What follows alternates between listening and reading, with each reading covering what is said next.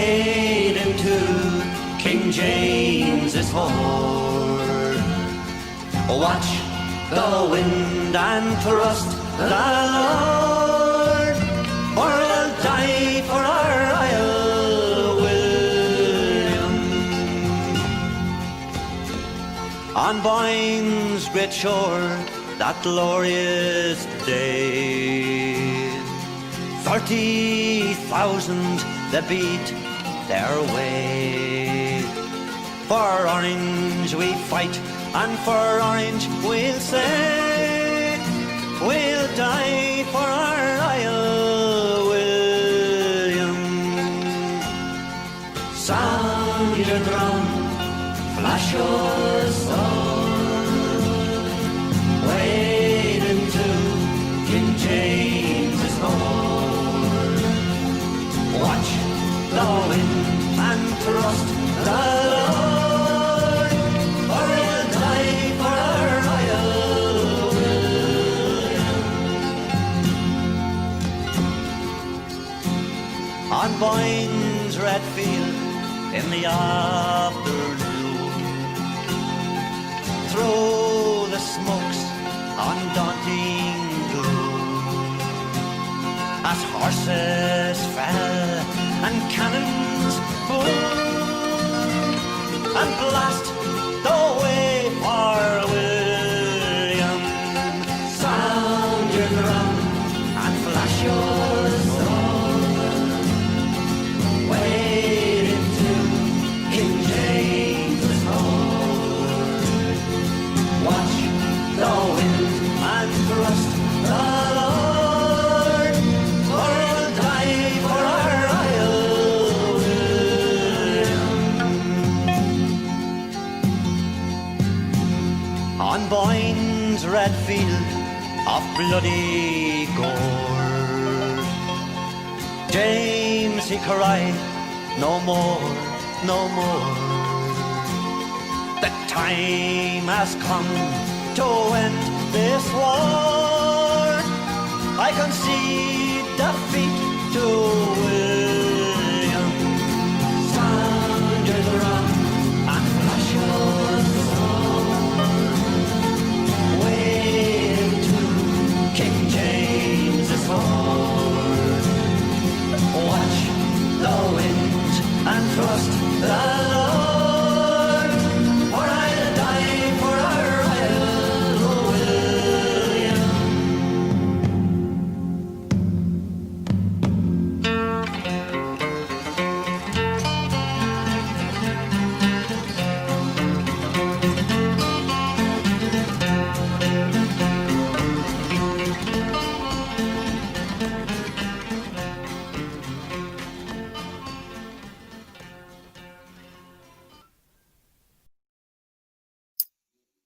Good evening.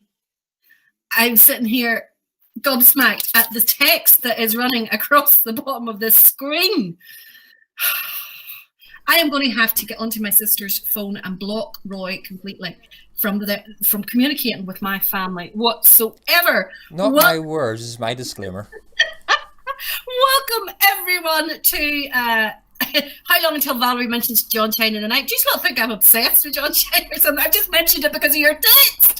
My goodness. Well, welcome. I hope you are all set for a good sing-song tonight. I am putting the disclaimer up at the beginning. None of this is sash bash material. It is all proper Orange songs. It is all things that we should know, but I still hope you enjoy them, okay? So the first song that we had playing there was there's a little monologue at the beginning about it. It tells about the actual Battle of the Boyne, and it finishes up there with a little bit of King William's March or King Billy's March, which I'm sure everyone will recognise. There are so many texts coming in that I'm not going to get reading them all because the start of them has already gone off the screen. I'm not even going to get seeing them. But the first tune that I want to play tonight, and I'm going to try and hopefully maybe give you something you don't know this evening, hopefully. I'm not saying that you don't know everything, but like there's lots of wee tidbits and things like that there that you're always learning, right? So As everyone will know, our end tune up until now has always been the landing at Torbay.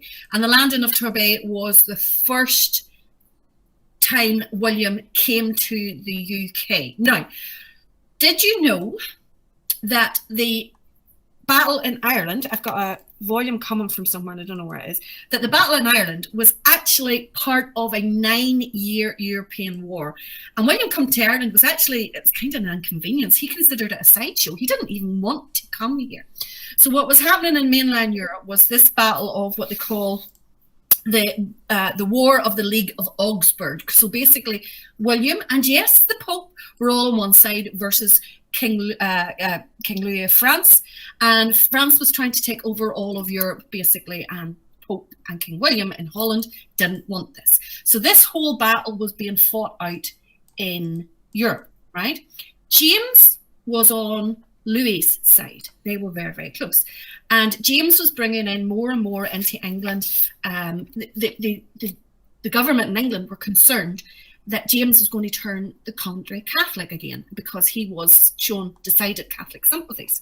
So what they did was they asked William, I've got somewhere the names of the guys who asked them, but they asked William because he was married to James's daughter. So William was Faith's father-in-law. Talk about family strife. So they asked him to come to the UK and clear the throne on James's daughter's behalf. So that is why William actually came at all. It was called the Glorious Revolution. And he landed in Torbay, as this, I think the song says the date, but he landed in Torbay at Brixham in Torbay in Devon on the 5th of November, 1688. So 2 years before the Battle of the Boyne. So even yet, while he was in the UK, all this battle was still going on in Europe, right? So he landed with 225 transport ships, 50 warships, and an army of 15,000 fully equipped Dutch and Danish troops. Now, the other thing is that James's army was composed of like Irish and French and Germans, and William's was English and Danish, as I said, and Brandenburgers, French Huguenots, and Ulster Protestants. And there were Protestants who fought for James, and William's army had also Roman Catholics. So it wasn't a religious war, neither. It never, ever was. And William's famous, I'm sure you've all heard of his Dutch Blue Guards.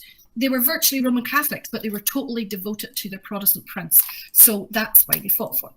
So this song commemorates the landing at Torbay of William in 1688. I've lost my notes. And if you listen to it, this is the song of celebration of why he's landed. The other reason I love it is it's just a darn good song.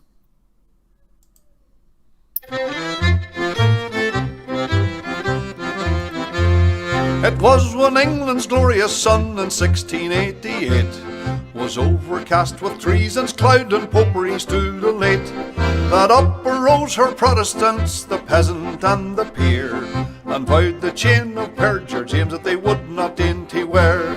They sought them out a prudent chief to guide their heart and zeal, to lead them on that victory might bless their flashing steel. And who so fit to guide that host in all its bright array as William, Prince of Orange, ere he landed at Torbay. Then up arose the mighty chief and left his native shore, and rode upon the stormy waves our freedom to restore. Upon his flag was blazoned forth high fluttering o'er the main, that our religion and our laws he ever would maintain. 'Twas then in gallant style he stood upon the vessel's prow, with victory on his flashing sword and wisdom on his brow. And tens of thousands greeted him upon his natal day, when he, our glorious Orange chief, first landed at Torbay. Come, brethren of the Orange bond, a bond ne'er to be riven. Whene'er we give great William's name, a bumper must be given. For if you'd fire a feu de joie to him who victory won, come prime and load and see you get charge into your gun. The eloquence of bumpers full, there's nothing can surpass. There's naught expresses kindred soul like friendship's social glass. And thus we give our song and toast with 3 times 3 huzzah. The memory of King William and his landing at Torbay. The memory of King William and his landing at Torbay.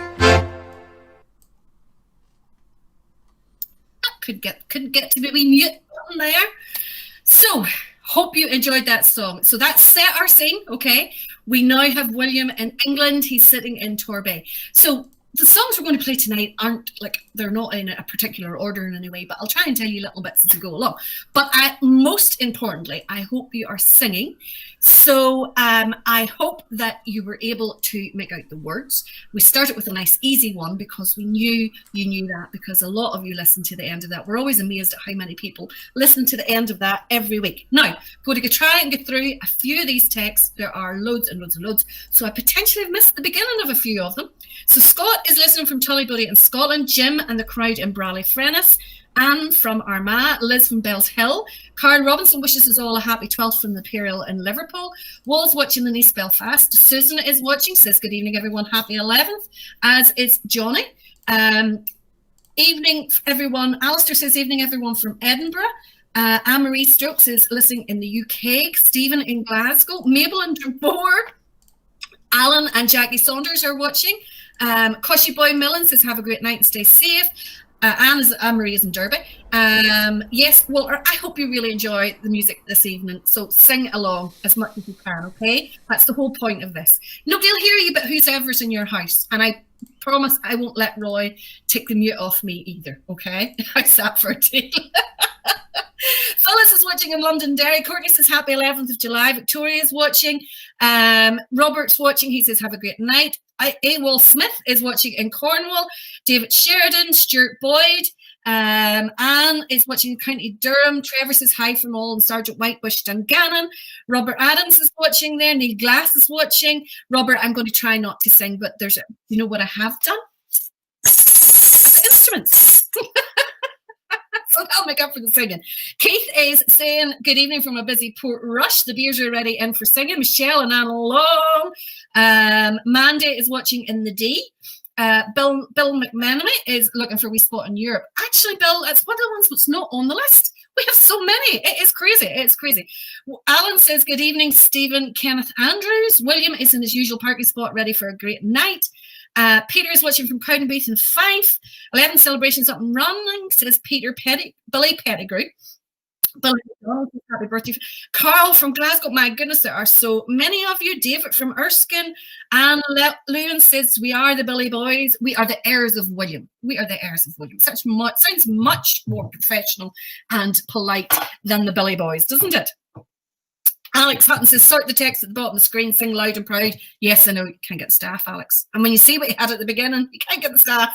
John White is watching, Joel Jackson is watching, Brian Emerson is away to band up Ballyray. You're missing us. You're missing us, Brian. My goodness. David is on from Kells Water. Keep everyone safe tonight. Don't give our hearers anything to shout about. Absolutely. Alan Knox is on. Janet Wilson, Alistair Armstrong, Muriel Quinn. Hello, Mommy. I'm not speaking to you after agreeing to send that to Roy. David is watching in Stenokan. He is just waiting in the band coming and can hear them making their way around the village.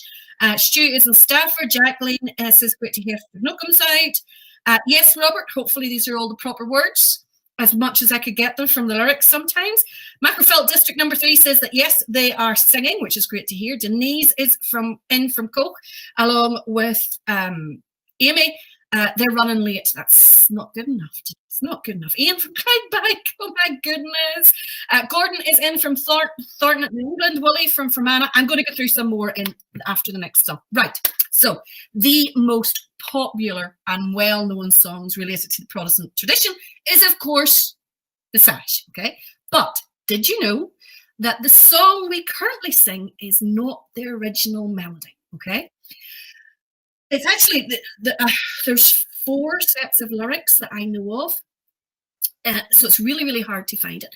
So what I wanted to do, play early in the show this evening, is what the original sash sounded like. So this is Richard Hayward with one of the sets of lyrics. And when we play the one that I know later on in the show, you'll hear the difference. So this is how the sash would have sounded a couple hundred years ago. Enjoy this one. completely different. Sure, I'm an Ulster orange man from Erin's Isle I came to see my Glasgow brethren all of honour and of fame, and to tell them of my forefathers who fought in days of yore, all on the 12th day of July in the sash me father wore. It's old but it's beautiful, it's the best you ever seen. Been worn for more nor 90 years in that little Isle of Green. From my orange and purple forefather it descended with galore. It's a terror to them papish boys, the sash me father wore. So here I am in Glasgow town, yous boys and girls to see, and I hope that in good orange style you all will welcome me. A true blue blade that's just arrived from that dear Ulster shore, all on the 12th day of July in the sash me father wore. It's old but it's beautiful, it's the best you ever seen. Been worn for more nor 90 years in that little Isle of Green. From my orange and purple forefather it descended with galore. It's a terror to them papish boys, the sash me father wore. And when I'm going to leave yous all, good luck till yous, I'll say. And as I cross the raging sea, my orange flute I'll play, returning to my native town, to old Belfast once more, to be welcomed back by orange men in the sash me father wore. It's old but it's beautiful, it's the best you ever seen. Been worn for more nor 90 years in that little Isle of Green. From my orange and purple forefather it descended with galore. It's a terror to them papish boys, the sash me father wore.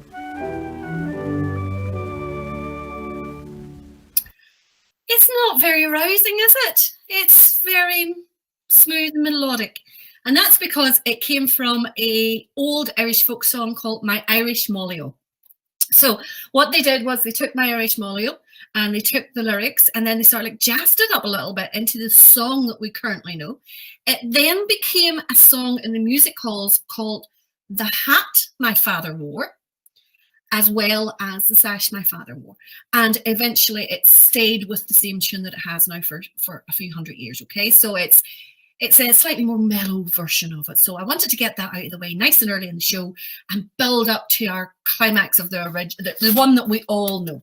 Now, a lot of the songs on the Orange, a lot of the songs that we have on the Orange tradition are related to the initiation of a brother into the brotherhood. And to be honest, they always talk about the Orange rituals being secret and all that there. But all you have to do is listen to the lot of songs and you could probably, put two and two together and figure out what's going on.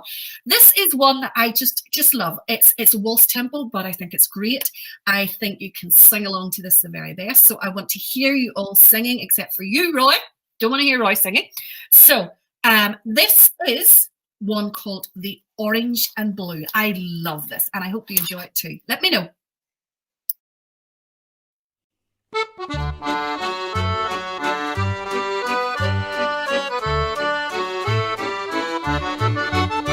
What brethren are met in their order so grand, what a beautiful sight for to view. I was ordered to stand by a brother's command to receive the bright orange and blue. To receive the bright orange and blue. To receive the bright orange and blue. I was ordered to stand by a brother's command to receive the bright orange and blue.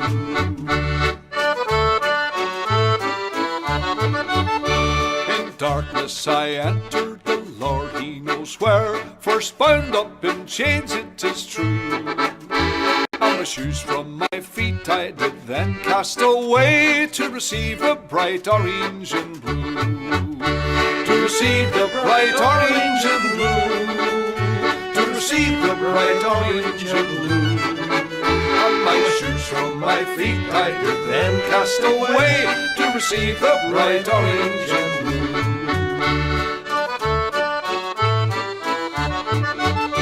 A rumble just like thunder I heard presented itself to my view. You would stand with amazement to see them proclaim, to receive the bright orange and blue. To receive the bright orange and blue. To receive the bright orange and blue. You would stand with amazement to see them proclaim, to receive the bright orange and blue.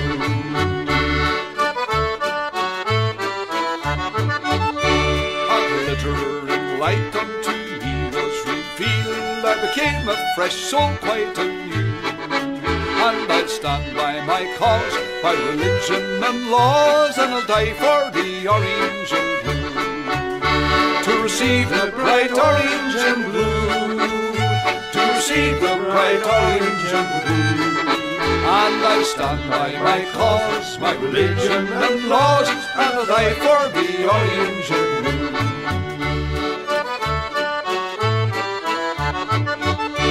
Let us join heart and hand, and like King William stand in defence of a cause just and true. Let the Boyne be our guide where our forefathers died in defence of the orange and blue. To receive the bright orange and blue. To receive the bright orange and blue. Let the Boyne be our guide where our forefathers died in defence of the orange and blue. To receive the bright orange and blue. To receive the bright orange and blue. Let the Boyne be our guide where our forefathers died in defence of the orange and blue.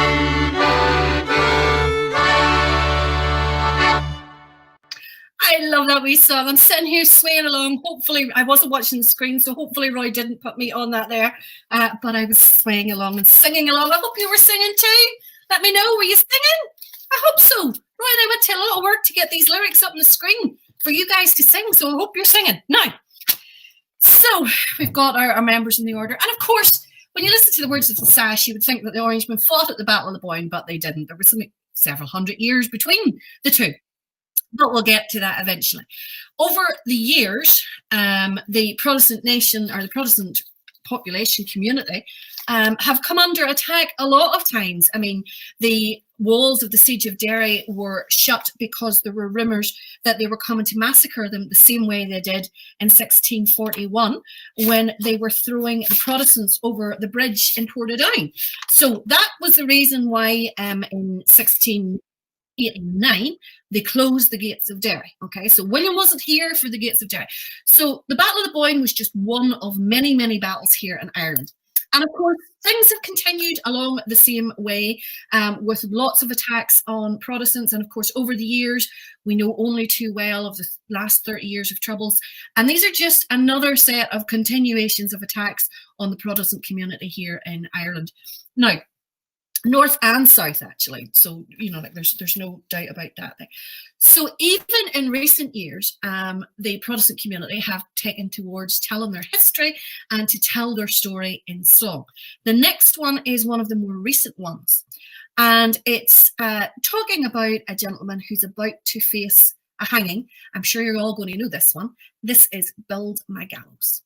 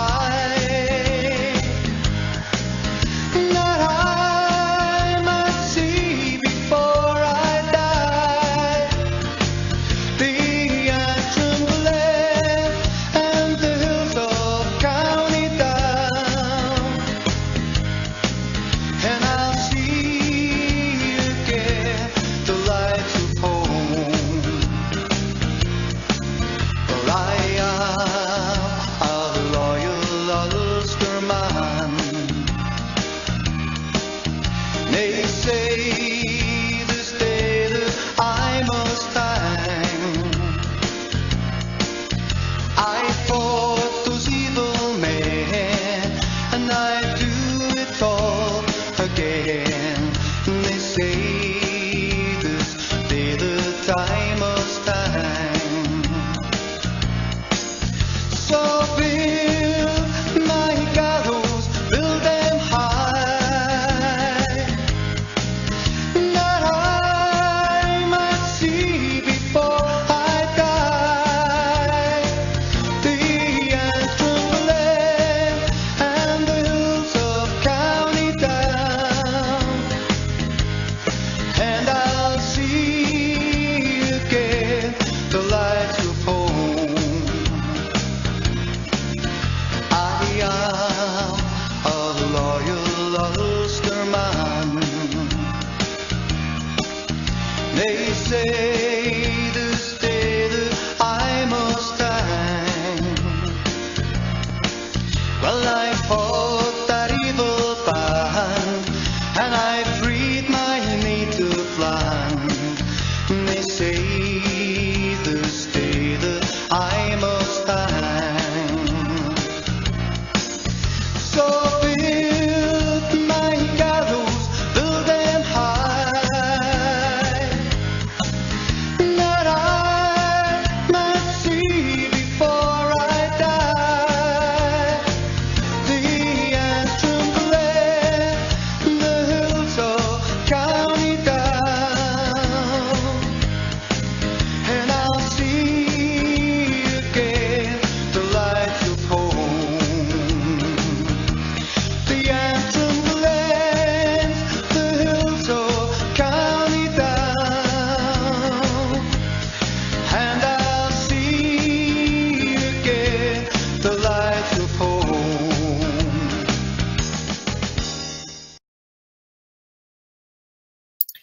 Brilliant. I love that one. I love all of the ones tonight. I'm just going to say that before we go any further. I just love them all, and I had so much difficulty narrowing down what I wanted to play this evening. Lorraine says that is her all-time favourite. Robert says the cat is covering up its ears. Is that because you're singing, Robert? Quite right you are. King William had a cat. Lord Carson had a cat. Oh, it sat upon the fender, and every time the Pope went by, it shouted no surrender. He left it by the fireside whene'er he went away. On his return, he always found it singing Dolly's bray.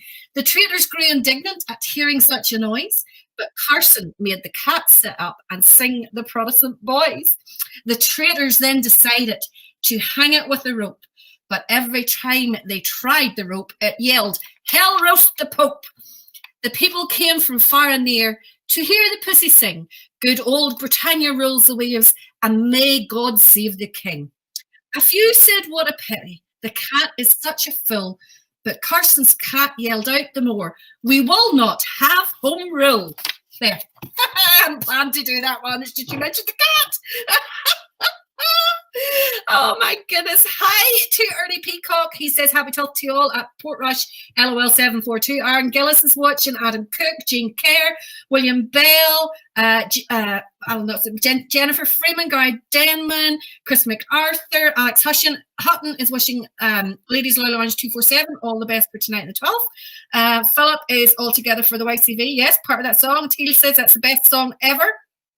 So many best wishes from so many different lodges, which is, it's fantastic. Joyce loved that song as well. Fraternal greetings from Oma there.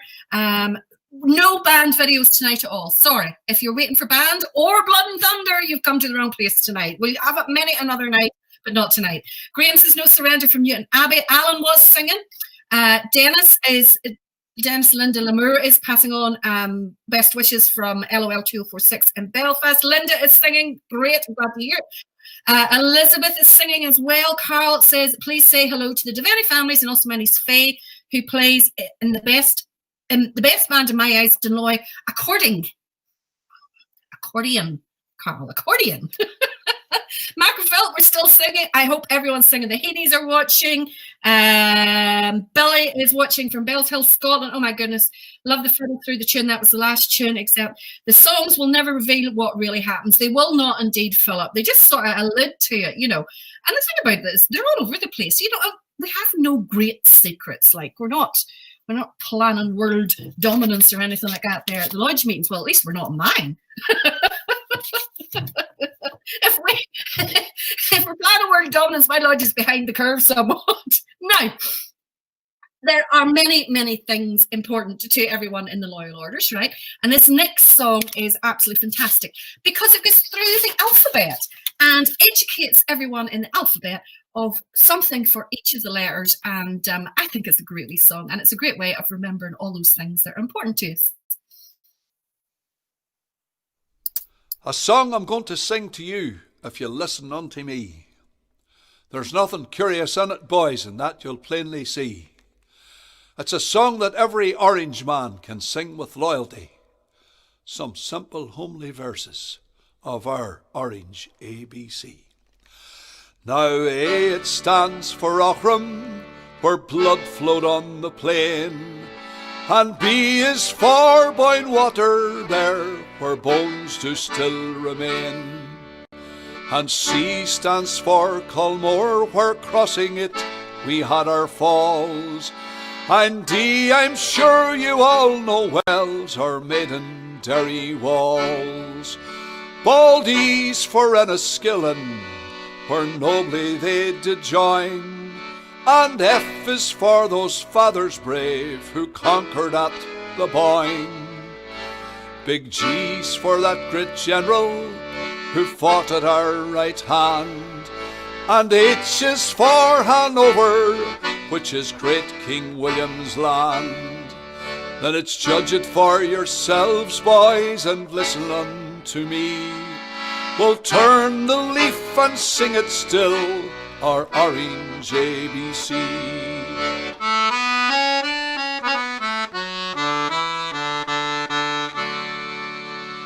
Now I is for the Israelites that crossed sweet Jordan's streams, and J, it stands for Joshua, our guide he still remains.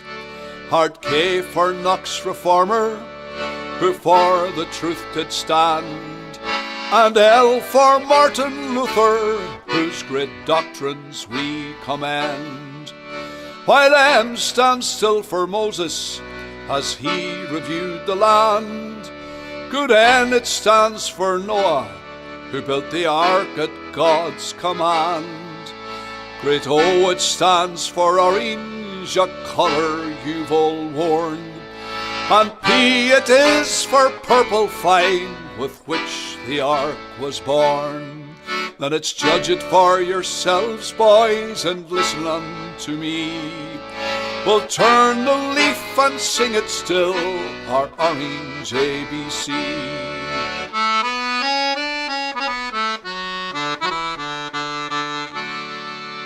Sly Q is for the question they'll ask you at the door.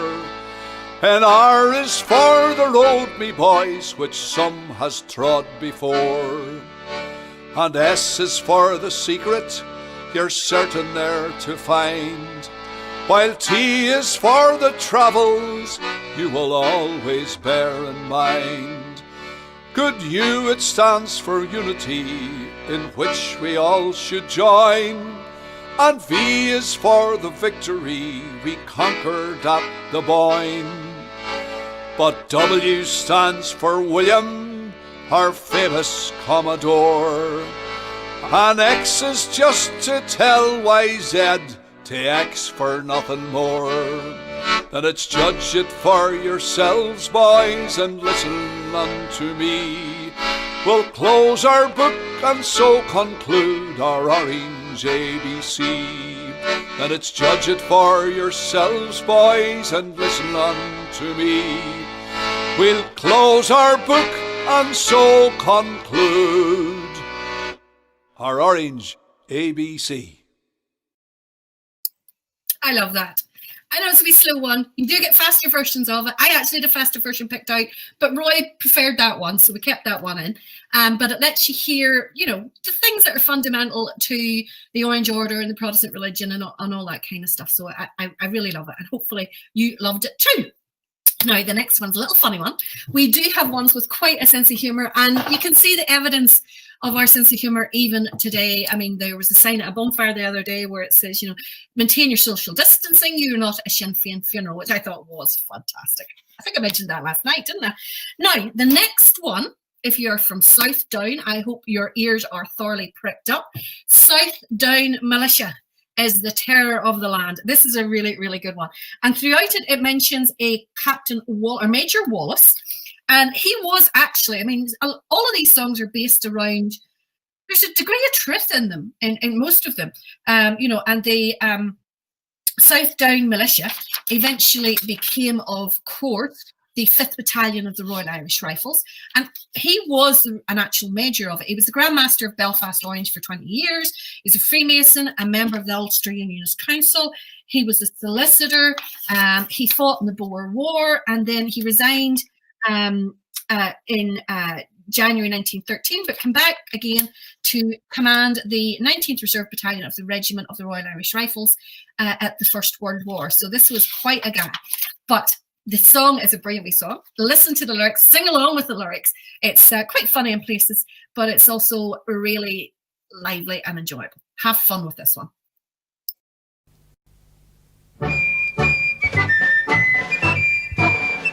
I belong to a noble regiment whose deeds were often told. For on the field of battle they were always brave and bold. They've loyal hearts as well, and true as any steel. And the place they show their bravery is on the battlefield.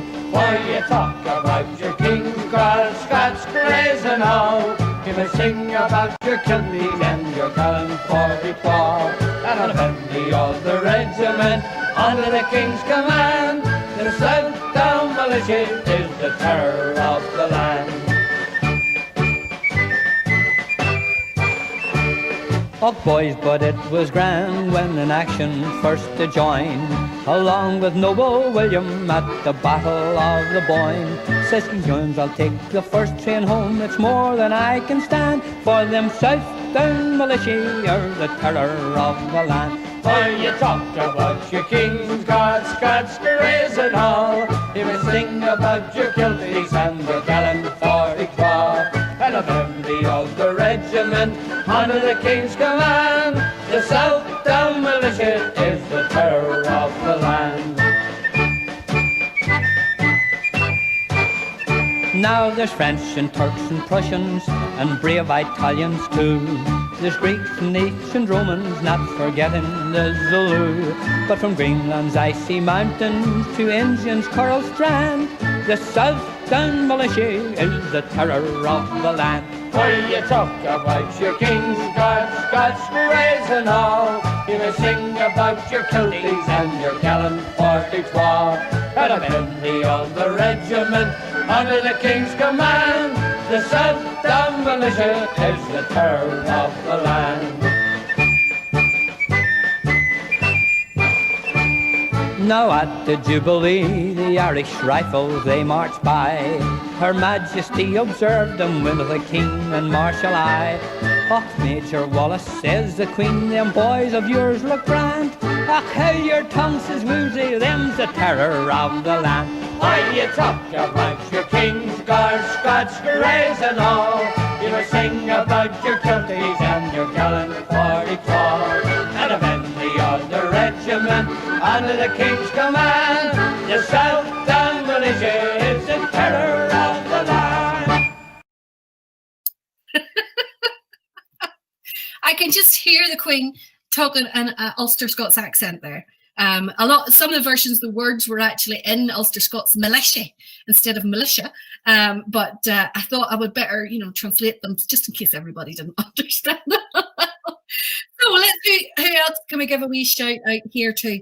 Robert Lee says, please say hello to Roy from Yvonne Wiley, a neighbour of Roy's mum and dad. It will really make her 12th complete to get a shout out. Well, hi, Yvonne. Hopefully well, Yvonne, I've gave you a shout out before, but obviously you mustn't have been listening at the time we gave you the shout out a few weeks ago. But hi, Yvonne, and to Robert. And when you see my dad again, say hi. Well, at least you're still awake in the night. I was waiting to see you snoring back there, but they're not that bad. Sure, they're not. Now, They're worse.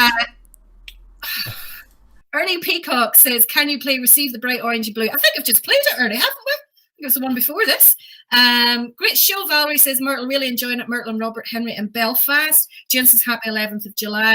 Johnny is thinking of the food already. He's looking for the chips. Jennifer is missing, is in South Wales and missing home. Darren says big no surrender from Loyalist Malile and County Down. Davia Pritchard is watching. Alex is watching from South Lanarkshire. Tommy Vols is watching. You're only up the road, Tommy. How you doing? Lynn is watching in South Wales and still missing home after 45 years. Walter Houston says, hope the Adams family from Newton Arch enjoy the 11th night bonfire celebrations. Light up the skies, Eleanor and Walter. Chris Cunningham says, good evening, folks from Glasgow. David Laird is at the Poppies Bar in Motherwell. Happy 11th night. Billy McDonald is returning fraternal greetings to Robert from the Duke of Manchester's Invincibles. LOL 839. Al McAravey is watching. Hiya, Alan. Edward is late. He's going to do his lines later. That's fine. Edward, get those presented before Monday, please. The Alexander and Hay family are having a party in the backyard. I'm watching in Londonderry. Philip is sending wishes from the Lambeg Drumming Boys of Drumore. Emma is in East Belfast. East Belfast. East Belfast. Angela says, stay safe and enjoy your 12th. Ian says, happy 11th from the Govan Protestant Boys. Jimmy's watching in Great Yarmouth. Macaville District says, the whole of South Londonderry is singing with you. Well, I am glad to hear it. Gillian Douglas says, hi. I'm sure you all saw earlier on, I posted the photograph of Jensen and all his balloons. It looks fantastic. And I also saw Gillian's photograph on the King William Gin page, and she says it's all drunk now. Quite right, Gillian. Goes bad. If you leave it too long, I heard it goes bad. Gets stronger. I'm slightly confused. What's wrong? Since I'm not an Orangeman. David Carlins wrote, Tierna Peacock's just been on. It shouldn't have been. It's about going from purple to RAP. Royal Arch Purple. Okay. So there is there's different degrees, as they call it, within the orange, and I can say this quite happily without giving any great secrets away. And it's just different levels of qualifications that you can go through as an orange man. So obviously, I'm sure everyone knows that you can't be in the Royal Black Preceptory unless you're already in the orange. The Apprentice Boys of Derry are a fraternal organisation, so you can be in it without being in either of the other two, or you can be in the orange without being in the Apprentice Boys, but they are all fraternal and they all work together. Same as I knew, but there's different degrees and things like that, and different levels you can get to of it. It's just one of the higher degrees within the orange, or and it's just one of the degrees that you can work to, and there's no great secrets about it. And to be honest, that song has been public for I don't know how long, but I'm not giving any great secrets away here on the show this evening, and it's widely available on YouTube and in multiple books, so it's not a great secret, so we don't have to worry about that there at all. Now, and just to answer Eddie, no, Eddie, we won't. Valerie and I will not be singing a duet tonight. Unless at the end of the show we can't get rid of everybody and we need to clear everybody home, then we might sing then to clear everybody away. I do not know where you've got this impression that my singing is bad, because it's not at all. Now, the next one is referencing to another battle where, of course, the per Orange men were once again, or per Protestant population, were once again attacked. I'm just looking to get the wee bit of history about this one. Andrew says there's a different number of degrees, which depends on which Grand Orange you come under. That's correct. If you're under the Grand Orange of Ireland, there's a different number from the Grand Lodge of Scotland, and so on. Let me see. Sorry, I'm just looking for this. I should have had this ready, but I was too busy singing to that last one. Sorry. No. And the interesting thing about the Orange ABC there that we played, the wee slow one we played a wee while ago, it's actually to the tune of the Wearing of the Green, which is quite interesting, I found. Back then, the balladeers, because there was no music, so back then the balladeers just, if they found a really nice tune that they liked, they just put their own music to it. So, like tunes themselves they weren't orange or green. They weren't one side or the other. They were just a really good tune, which also always amazes me whenever you hear people going, and I've heard it many, many times, where protesters go, that tune's offensive and that tune really annoyed me. Well, it's just a tune. There's no words to it. How can you be offended by a note, a musical note? Now, the next tune or the next song is about the Battle of Garva. Okay, so although the song gives you a good gist of what happens, there's 16 verses in the song. I am not going to play all 16. Okay, the recording doesn't have all 16 because we purposely cut it down. So the 26th of July, 1813. So this is after the Orange Men were formed. Okay, so the Orange Men were formed in where's my notes? Where's my notes? So obviously the Battle of the Boyne has gone over. The Battle of Aughrim has finished.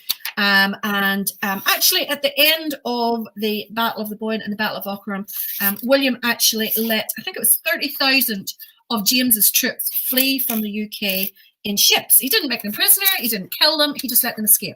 So they went to France and then they fought against William's armies in Europe, and they fought against him in Europe. So that was the thanks he got for keeping them alive. What am I looking for? Yeah, no, that's not what I'm looking for now. Yes, so we had Derry's Walls, which we've talked about, and the Siege of Londonderry, and then we moved on. So William landed in Ireland because Schomberg wasn't clearing things up as quickly as he wanted to. So he landed in Carrickfergus in June 14th of June 1690. And he was impatient and he wanted to get back to Europe basically and get his focus in Europe. And in under a fortnight, he had walked from, and I mean, that's the way those troops moved, they walked. So he had moved from Carrickfergus to the Boyne in a fortnight. Now that is some walk. That is some trick with troops and all those cannon and all that kind of stuff. When he arrived, the first thing he did was he took a walk out to see this terrain. And that is when he actually was shot in the shoulder.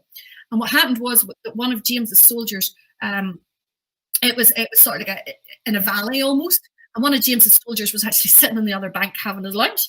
And he recognised William on the far side and took a chance and shot his cannon. And it caught William in the shoulder. So whenever James's troops saw that William had been injured, they all started cheering and everything. And the word went round that William was actually killed. So of course, William's troops were all demoralised and everything. So what he had to do was then ride out round all of his troops, who by this stage were maybe 30,000 strong, and ride round all of them to let them see that he was still alive, that he wasn't dead at any point. So he had his arm in a sling. So he actually fought the Battle of the Boyne with his arm in a sling. Contrary to belief, he did not cross the Boyne on a white horse. He actually crossed the Boyne on a chestnut horse, because obviously white kind of makes you stand out a little bit. And as he crossed the Boyne, his horse got stuck in the mud. And he had to get off the horse in order to get it out of the mud.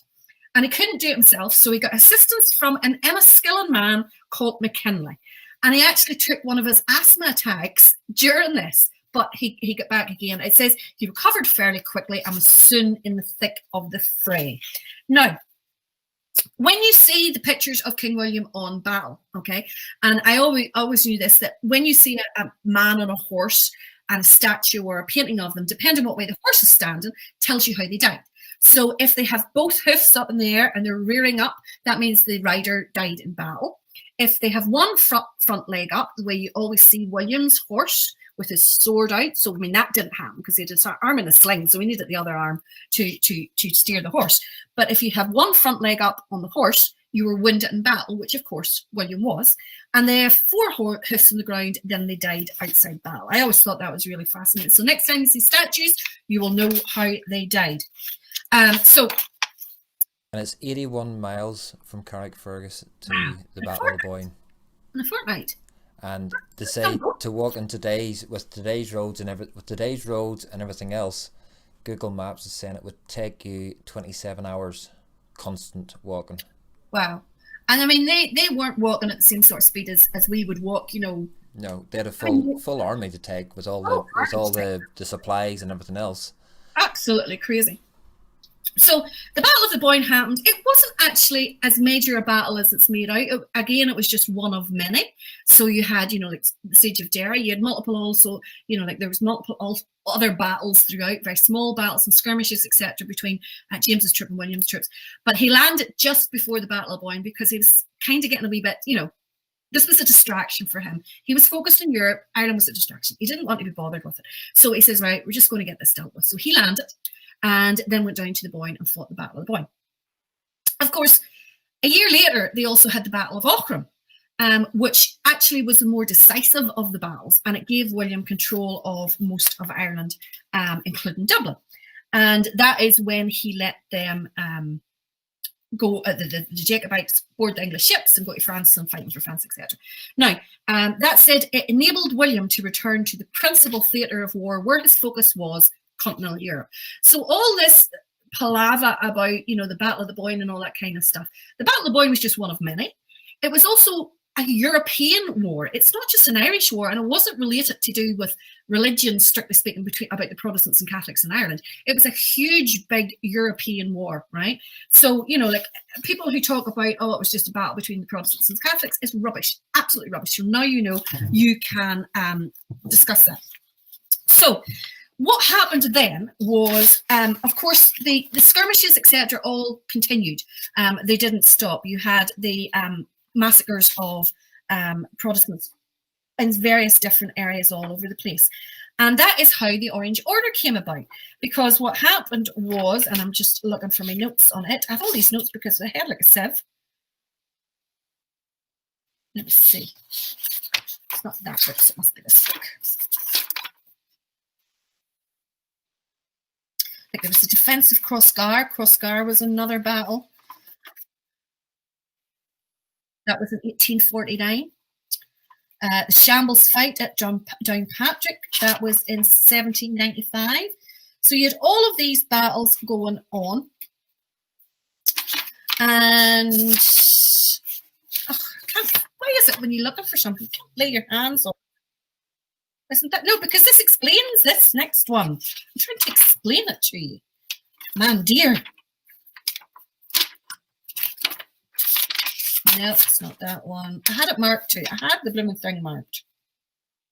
There was the Battle of Ballymore in 1691. That was another battle. It's one I have to read up on because it's not one I know very much about.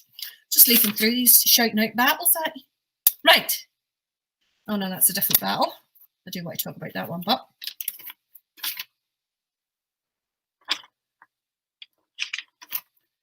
now I can't find it. This is ridiculous. What is it not like? Look among yourselves there. Battle of the Diamond. That's what I'm looking for.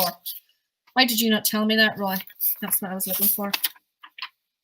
Now, the Battle of the Diamond, of course, happened in the 21st of September, 1795. So this was roughly about 100 years after William. So it was still going on. I mean, the Battle of the Boyne didn't settle things by any means.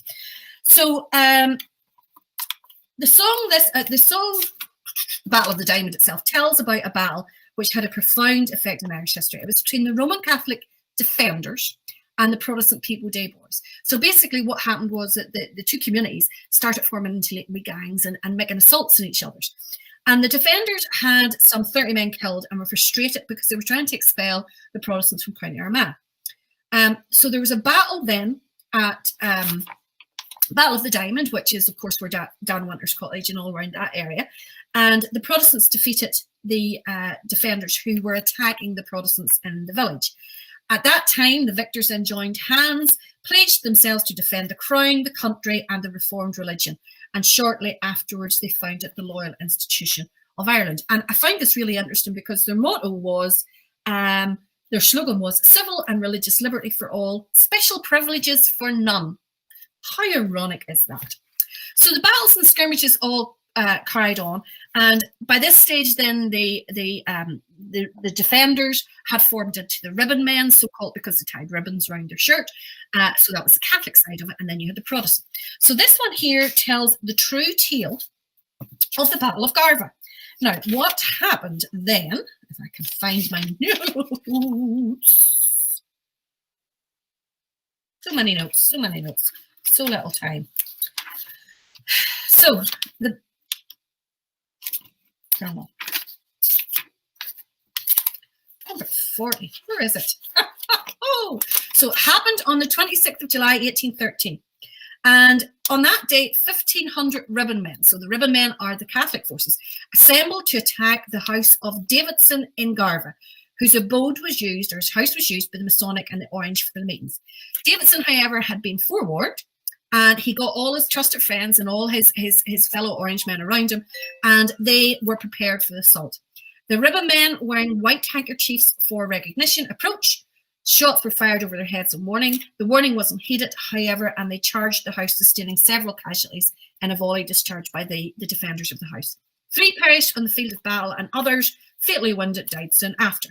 The day after this engagement, Orange men and Freemason paraded the streets in triumph. So you may always have thought the Battle of Garva was, a made-up song, or it was just, it's actually a true story. So this song tells the story about the battle itself, and then what happened when, after the battle, the Protestants were taken to court. So this is a fantastic version of it, and hope you enjoy.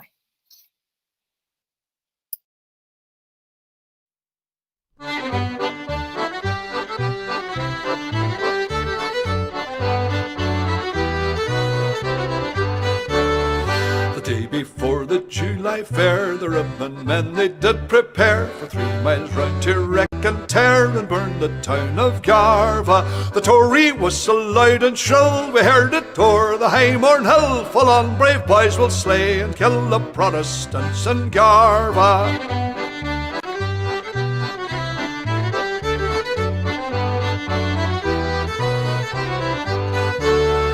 Day came on, they did repair, and multitudes to Garva fair. Some travelled 30 miles and more to burn the town of Garva. They all appeared in greatest haste, white handkerchiefs had round their waists, but their jackets we did soundly baste that July fair in Garva.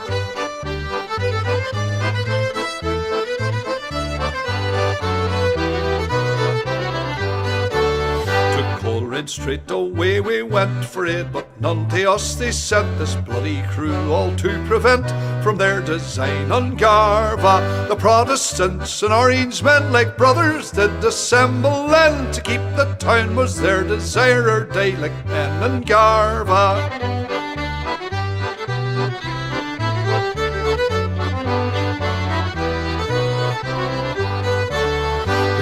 Blank shots of no avail, and orange bullets flew like hail, while ribbon men soon turned their tail with deadly wounds from Garva. We gave the word to clear the street, while numbers flew like hunted sheep, while Protestants did papists meet at Davidson's in Garva. That's it. There we go. But mark what followed this affray, they thought to swear our lives away. To jail we went without delay, we had no guards from Garva. The horrid oaths against us swore, such swearing you ne'er heard before. McCluskey swore 3 hours or more against the boys of Garva.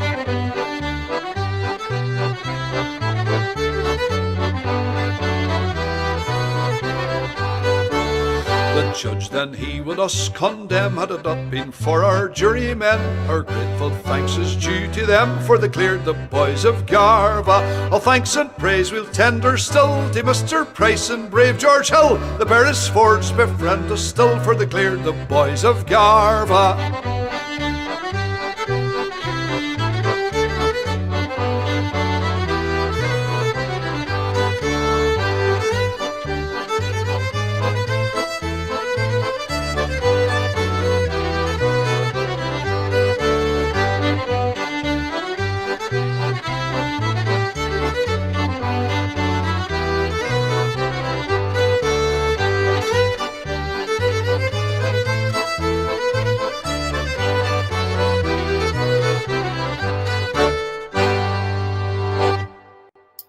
Great wee catch, you will. And of course, you should be recognising all these tunes from the flute bands, because the flute bands play them all. And again, that there is the Braes of something. Balquidder, is it? Can't remember. But it's a Scottish tune, and then they've set the lyrics to it. But it is all true, okay? So David tells me that the ribbon men were also defeated at the Battle of Linwood Bridge in Renfrewshire. I can't recall the year. I didn't know that, David. Thank you for that. Gaz says, hi from all in Glenross in Scotland. Rebecca is watching. Robert and Aaron, where did you get that idea about Rebecca was watching? Rebecca is watching with Paula, Julie, Jordan, Mia, and they're all watching in Ballymena. Hopefully that'll see if you haven't posted the message, Rebecca, anymore. Well, they're probably in Collybaggy more than Ballymena, I would say. Well, she says Ballymena, I can only go by what's there. I know. Carl Porter says that was her favourite one of all time, the Battle of Garva. Is it, Carl? Well, I'm glad you enjoyed it. Now you know it's a true story as well. Kate says my notes were in the third tree. I was starting to think they were on the third tree because I couldn't find them, Kate. That's what took me so long. Walter says, give us a tune so I can go make a cuppa. Well, Walter, I hope you managed to get your cuppa during that tune. But if you did, you missed a really, really good tune. Hi, Betty and Salt Coats. Did we spell courtroom wrong, Eleanor? You maybe did. I didn't know. I wasn't watching. China has joined there. I have mentioned him for the first time in half an hour. There you go. China, they're at me about mentioning you. I'm not going to mention you anymore. Robert says it's the first time in 25 years he hasn't carried the banner. Emma's looking for men behind the bar. Emma, we haven't it on tonight. We've purposely avoided anything of UVF, UDA nature, although there are some fantastic songs, and some of those songs I absolutely love. But there's so many of the historical songs that I wanted to get those all in this evening, just with a few wee modern ones sprinkled in. Brian would have been 30 years for Black Skull Glasgow tomorrow, so next year it will be bigger and better. Absolutely, of course it will. We will be bigger and better, and hopefully this year lets everyone appreciate what they're missing. Now, we spoke earlier on about the Siege of Derry and how important that was, we would be totally remiss without having a song. This is one of my absolutely favourite songs about Londonderry. And it's about, it should strike a ring with our two watchers from Wales there who are still missing home. It's striking a note for it's a guy who is away from home and he's having a dream about Londonderry on the Foyle.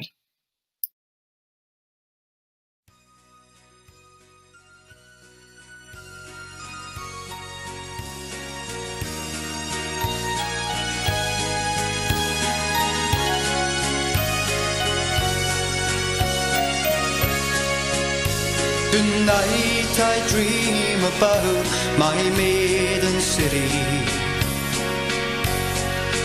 I'll go back to the days I spent there as a boy. I dream about the friends I left behind me in my city, Londonderry on the Foyle. Well, my mother, she writes to me here twice weekly, and she tells me all the things are going on, and she tells me of the bombings and the shootings in my city, Londonderry on the Foyle.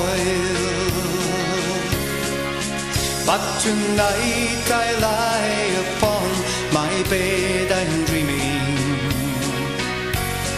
I am dreaming of the friends I left behind,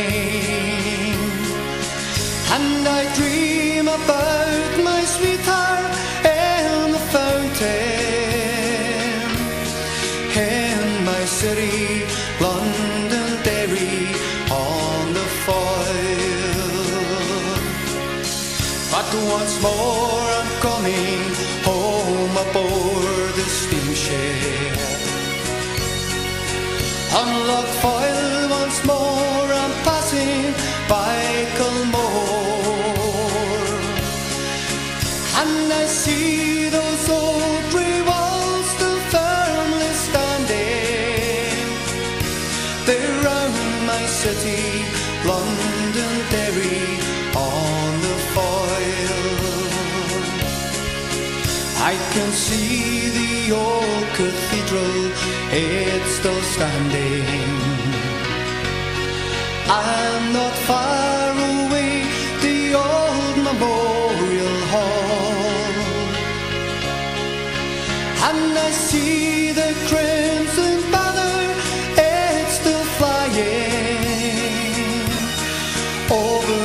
city, Londonderry, on the foil. Over my city, Londonderry, on the foil. Love that. I absolutely love that. Oh dear. It's just as well, boys, keeping me muted. I hope you're all singing along and enjoying the tunes that I've picked this evening. I know it's not our usual night of flute bands and accordion bands and brass bands and silver bands and whatever, but I think this is, couldn't ask for more appropriate time, and hopefully you are singing with us. Now, our next song is another favourite of mine. These are all favourites of mine, what was I saying? Next one's another favourite of mine. I always have heard it sung by a good friend of mine, Russell Watton. It's one of his party pieces when he's had a few. And this is the Union Cruiser. Many will be familiar with it. The song is The Yellow Rose of Texas, and it's about the Hampton Home Rule, and of course, referring to the title of the gun-running ship, the SS Fanny. And on the night of the 24th of April, as we all should know, it sailed into Larne Harbour under the appropriate cover name of the Mountjoy. And of course, the Mountjoy was the name of the ship that broke the boom at the siege of Londonderry. And the cargo held some 24,600 German Mauser rifles and 3 million rounds of ammunition. Actually, there was a UVF rifle at an auction for sale the other week. It went for £800. I was trying to get it, but it just wasn't quick enough. So this is the Union Cruiser. I think there's quite a few of the towns in Northern Ireland mentioned.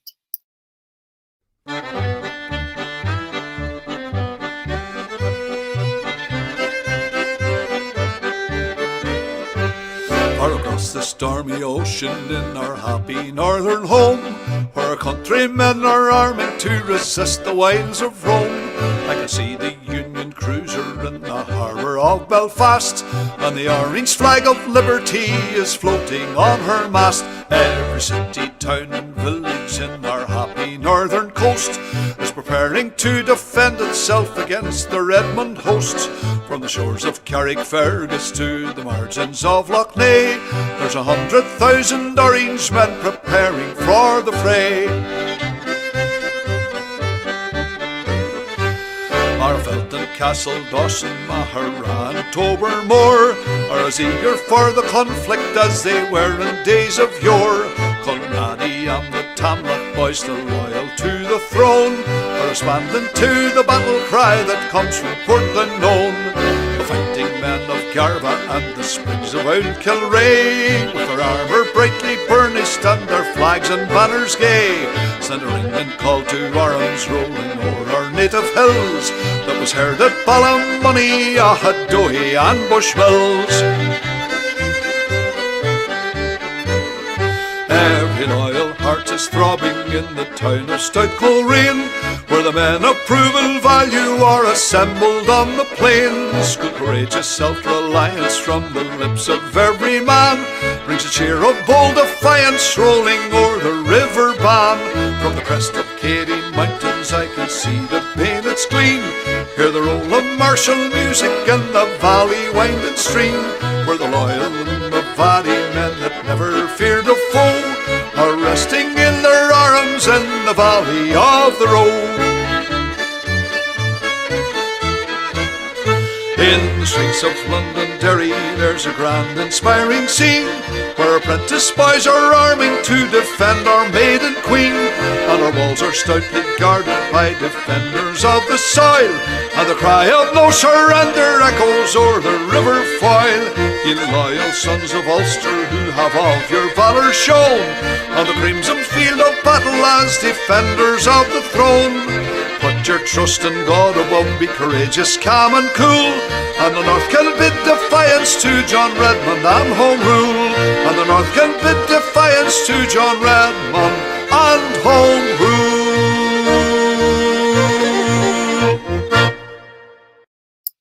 Love that one. Another brilliant one. The only thing is I can't remember all the words for that there. Now, moving back to more modern times and more recent times, of course, with all the attacks from the IRA over the last 30 years, Orange have been in focus, and Orange men in particular have been in focus, and none more so than the town of Crossmaglen. So this is Lisa, from Battalion singing about the Orange Men from Crossmaglen.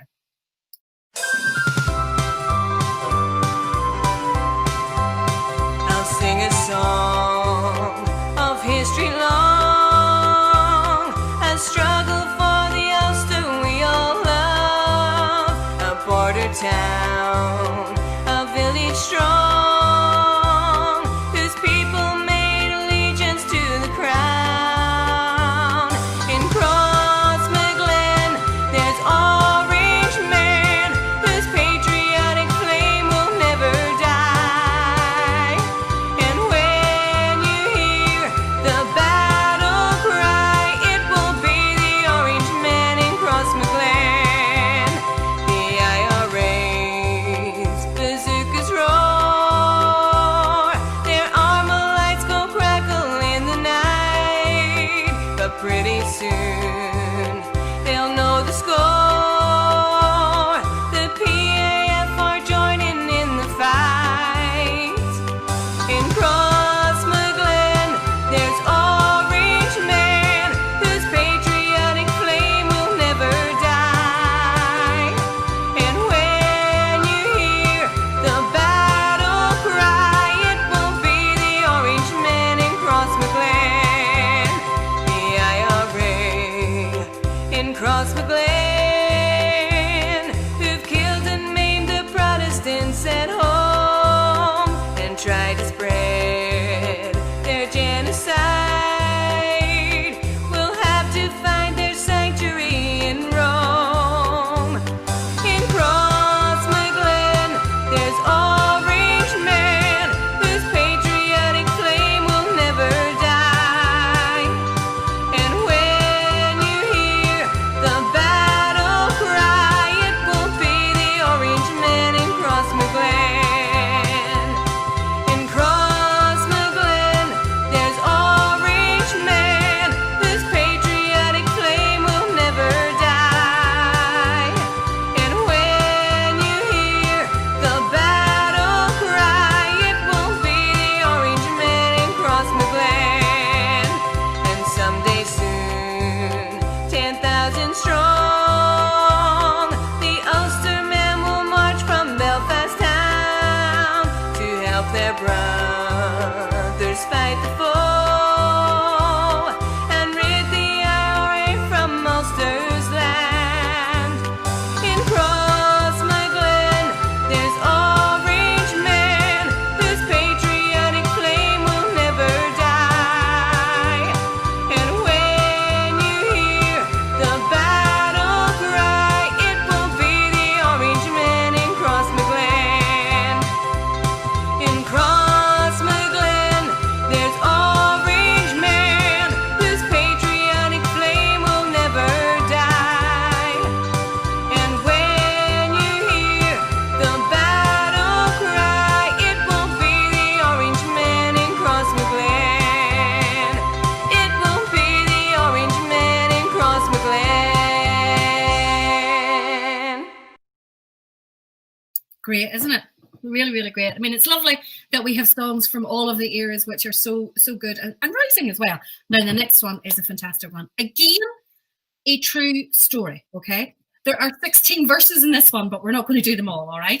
But it's what I always say, that people complain and find the sash offensive. It's probably the least offensive of all our songs. This is one of them. I probably should have put a disclaimer at the beginning of the show. Instead of talking about my singing, we should probably have said that this is not a politically correct show by any means, and we've been keeping it mild. Now, Dolly's Bray is just outside Castlewellan, and it was a steep road, and there's like kind of a difficult pass through it, and it was on the Orangemen's traditional route into Tullymore on the 12th day of the July, or 12th day of July, not the July, right? So what happened was that the Ribbon Men were forming on Dolly's Bray to attack the Orange Men on the route to the parade. Now, the first year it happened, the Orange Men avoided it completely. They just went another route, okay?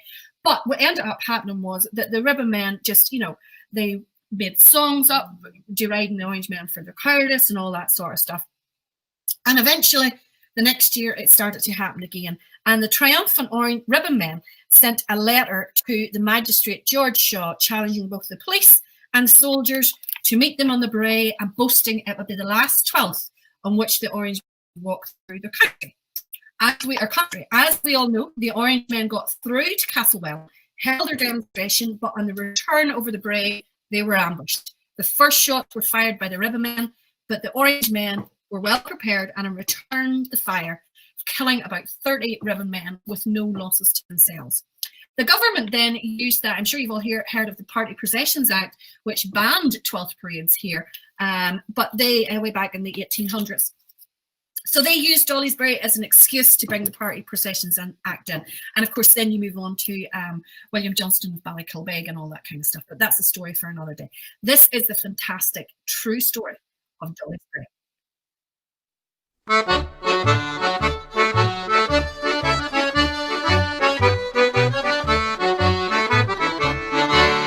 'Twas on the 12th day of July in the year of 49, 100 of our Irishmen together did combine, in memory of King William on that bright and glorious day, to march around Lord Rawdon's Park and right over Dolly's Bray, to march around Lord Rawdon's Park and right over Dolly's Bray.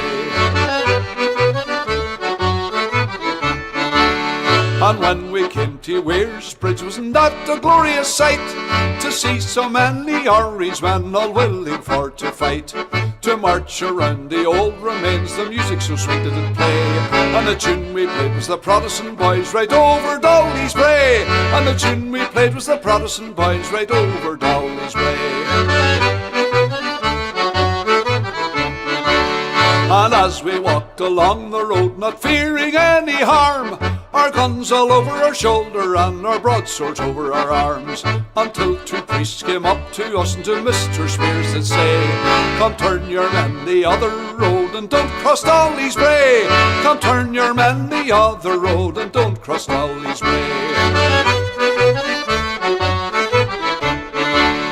And when we came to Dolly's Bray, they were lined on every side, praying for the Virgin Mary to be their holy guide. We loosened our guns upon them and we gave them no time to pray, and the tune we played was the Protestant Boys right over Dolly's Bray, and the tune we played was the Protestant Boys right over Dolly's Bray.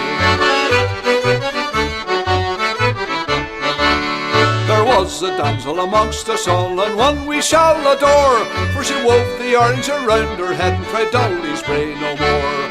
And if they ever come back again, they'll be 10 times as sore, and we'll christen this King William's Bridge and cry Dolly's Bray no more, and we'll christen this King William's Bridge and cry Dolly's Bray no more.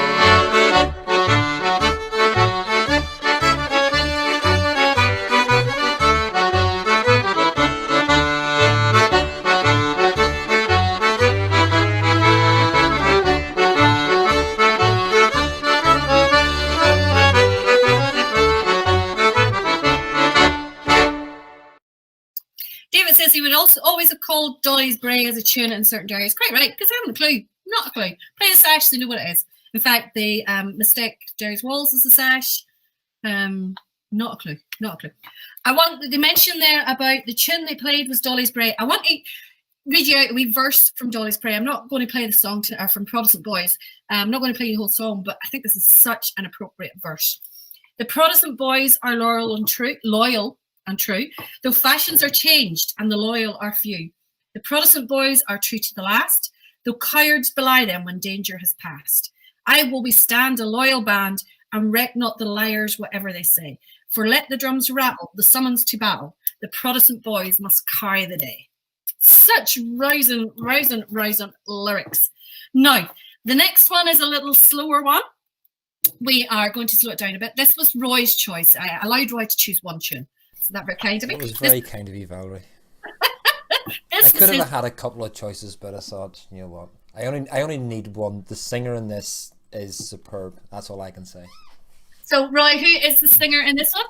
The singer is a young girl originally from the Shankill, Rhonda Kennedy. She now lives up in North Down, I think. And she's an up and coming starlet. We had Lisa, who she doesn't sing now as much as she used to. But Lisa is an up-and-coming starlet, and I absolutely adore this tune, and adore her version of it. And I know a few have been asking for it in the comments there. Sorry, I'm not reading out as many comments as I normally do. There's just so much for us to cover here. But this is Ulster Girl. An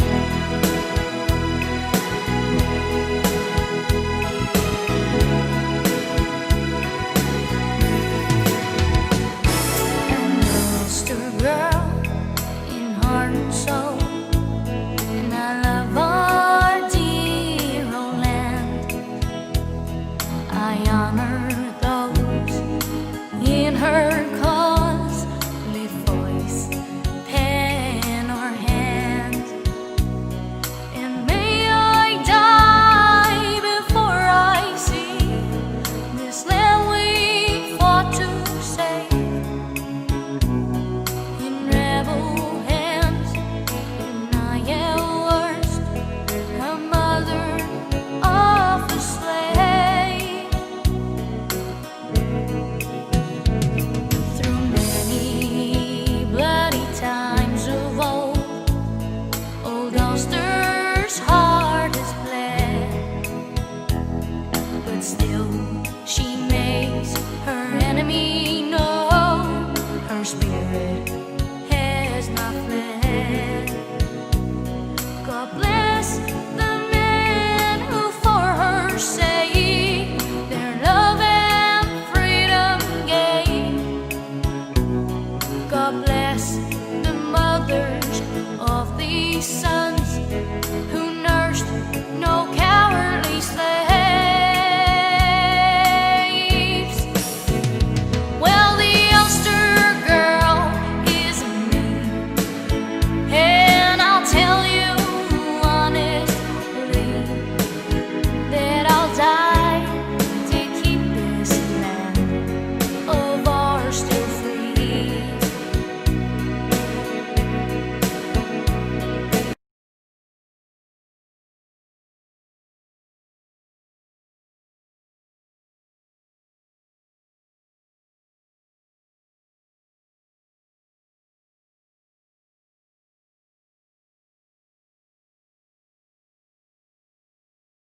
Many bloody times of old Ulster's heart has bled, but still she makes her enemy know her spirit has not fled. God bless the men who for her sake their love and freedom gave. God bless the mothers of these sons who nursed no cowardly slaves. Well, the Ulster girl is me, and I'll tell you honestly that I'll die to keep this land of ours still free.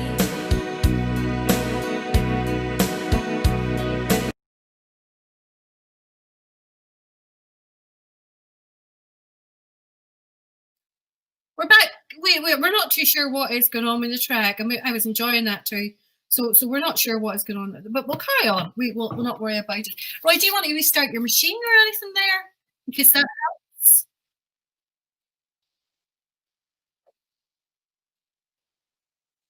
I don't know. Maybe it's YouTube that's playing up, because I've also got it on on my hard drive as well. So what I'll probably do is I'll start playing them from my drive as opposed to YouTube. Okay.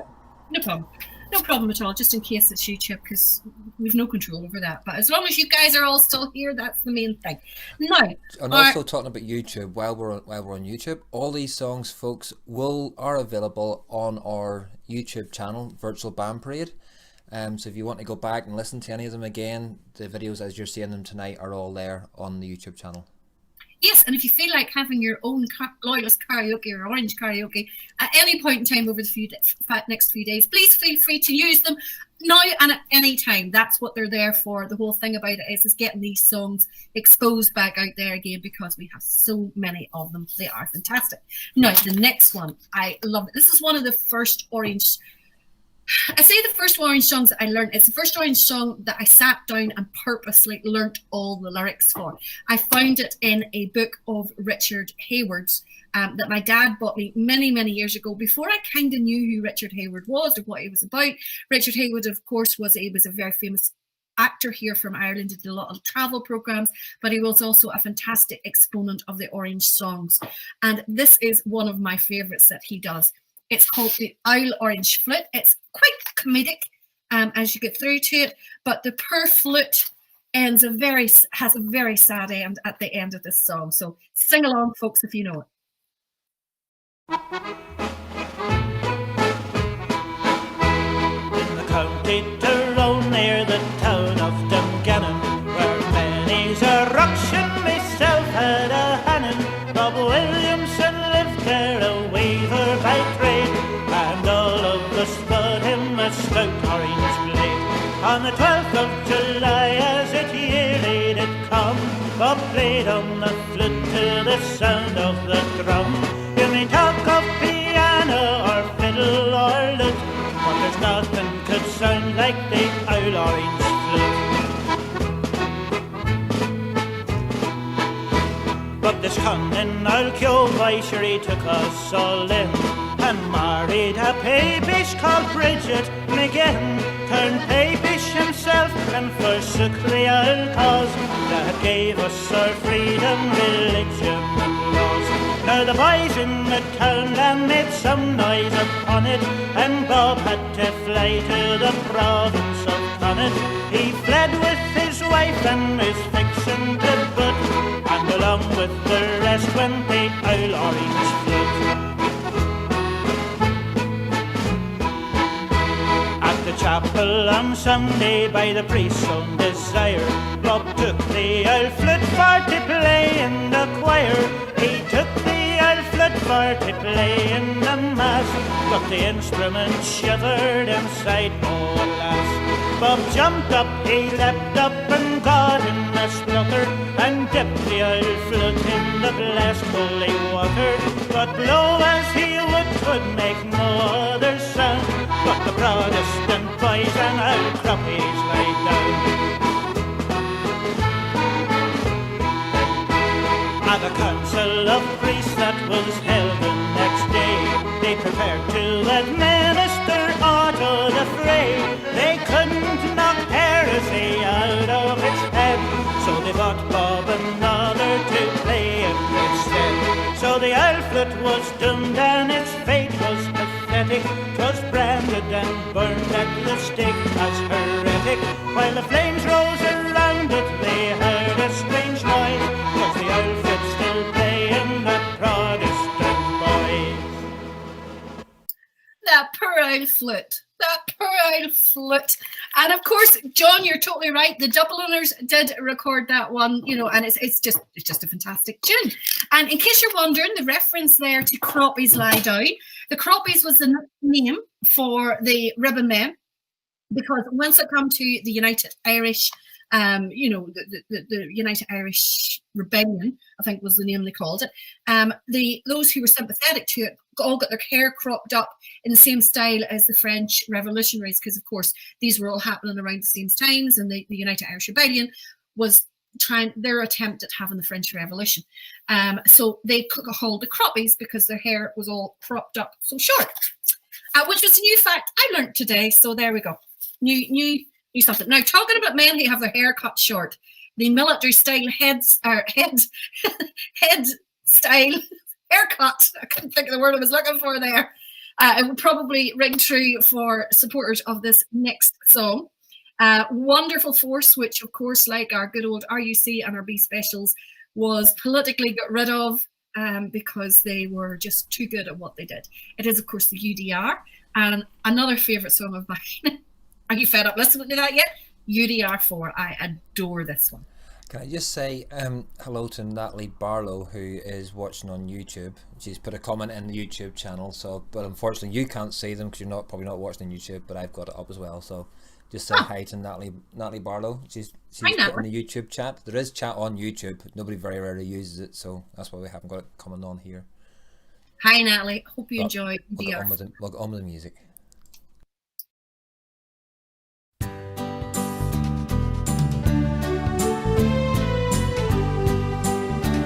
I'm a young Ulster soldier from north of the border.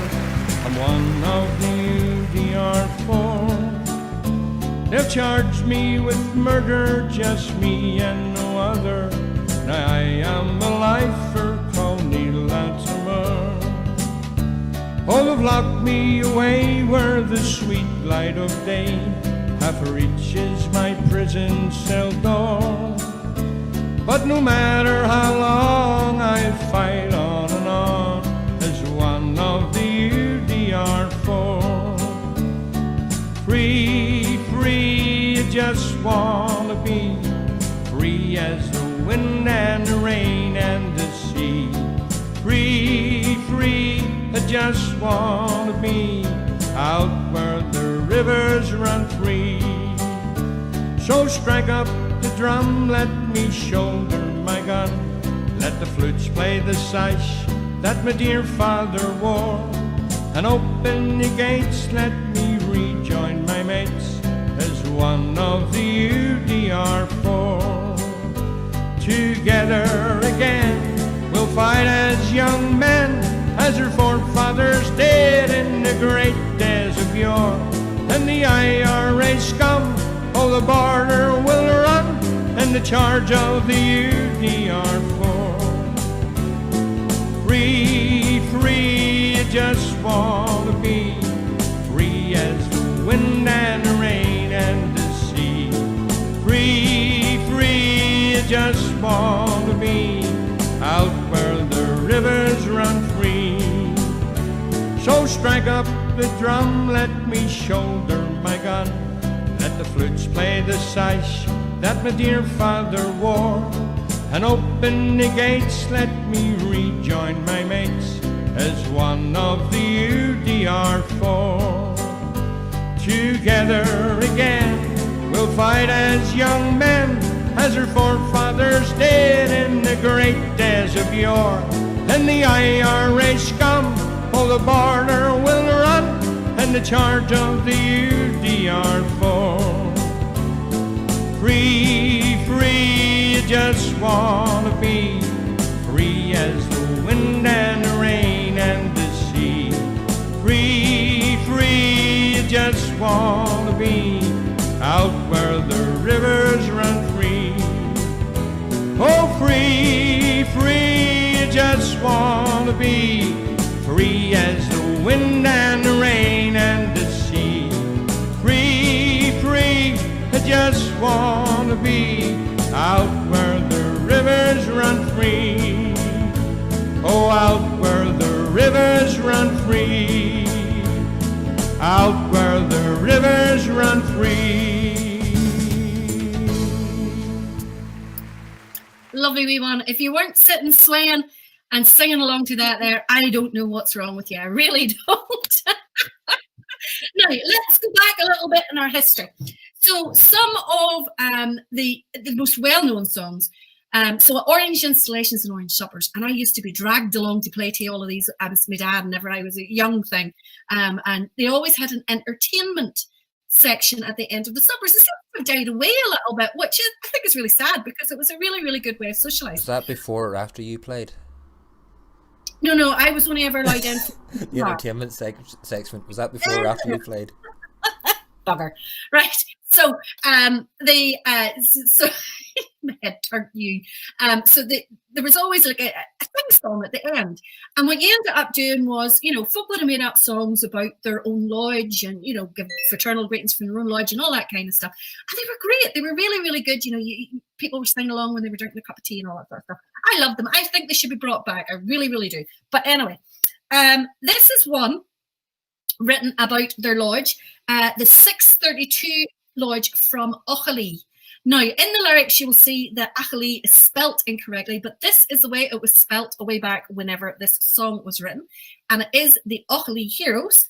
And it doesn't tell a tale of any battle. It just tells about the guys out for the 12th day, and they were meeting the commander and all that kind of stuff, Captain Black. And then I love the line, it says, and when we arrived safe in Achille, the brandy did flow like the Rhine. Well, my goodness. Enjoy the Achille Heroes. You Protestant heroes of Ireland, give ear to these lines I sing now, concerning those Achille heroes that marched through the sweet Nordy Down. It being the 12th day of July, our music so sweetly did play, and the Protestant boys unbind water, where the tunes we play going away. Like the sons of King William they marched, till at length Lurgan town we did view, where the church it was there decorated with the orange and purple and blue. Round its spires our colours were flying, and small guns like cannons did roar. Long life to these Achille heroes, for they are the boys we adore. Captain Black, like a bold orange hero, came riding down on his grey steed, and he asked us what number we carried, and where did we mean to proceed. We told him the county of Antrim, our number was 632. We are the Achille heroes that will make some rebels subdue. We took off our hats to salute him, so boldly he bade us pass on, and he rode like a hero before us, till we came to the planks of the bar. And when we arrived safe in Achille, the brandy did flow like the Rhine. Long life to these Achille heroes, for they are the boys close the boy. Nicely one. It's a real foot tapper. You can't help but tapping your foot to that one. Now, the next one I absolutely love is a comedic one. And I was writing out the lyrics of it because I couldn't find the lyrics anywhere. And I mean, I've got like 17 or 18 books of Orange songs, loads of ones, like old ones, recent ones, and all that kind of stuff. And I couldn't find the words for this anywhere. So I was writing them out from the audio. And there was one word that I couldn't make out and could spell. So I had to ask all my friends who worked in the Ulster Scots Agency and who did Ulster Scots programmes and radio and all that sort of stuff to try and find out the meaning of the word. And it's the Oil Cioch boy. And it's just basically the Oil Rascal. So this tells the story. It's about Seaford and County Down. And it tells the story of a guy who had a goat. And he was a bit of an old rogue. And, well, I'll let the story tell you the rest. Or the song tell you the rest of the story.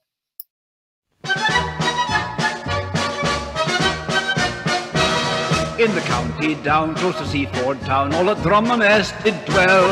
An old rogue there you would compare with the minor judge of hell. Sure on Rogan's rocks he does feed his flocks, and he had a goat last year that was 3-year old, so I've been told, and he loved that goat most dear. It was 3-year old, so I've been told, and he loved that goat most dear. Now this old Kyo boy, he got up one day with his goat some pence to earn, nor little thought of the gunk he'd get when the cruel truth he'd learn.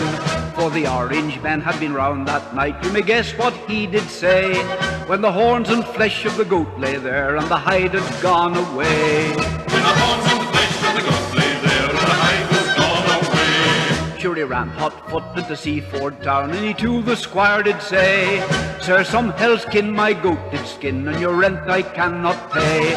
Then the gentleman he began to laugh, till he drove the old rogue mad, and he let a howl, and he swore by his soul he would have it off Drumsnad. When he let a howl and swore by his soul he would have it off Drumsnad. Then he came to mind of a boast they'd made when they walked on the last 12th day, that they'd head their drum with a papish hide for the Protestant boys to play. Then he let a shout just like hell come out, and a bad word did he say, till the rage grew wild, and like a child he could neither curse nor pray.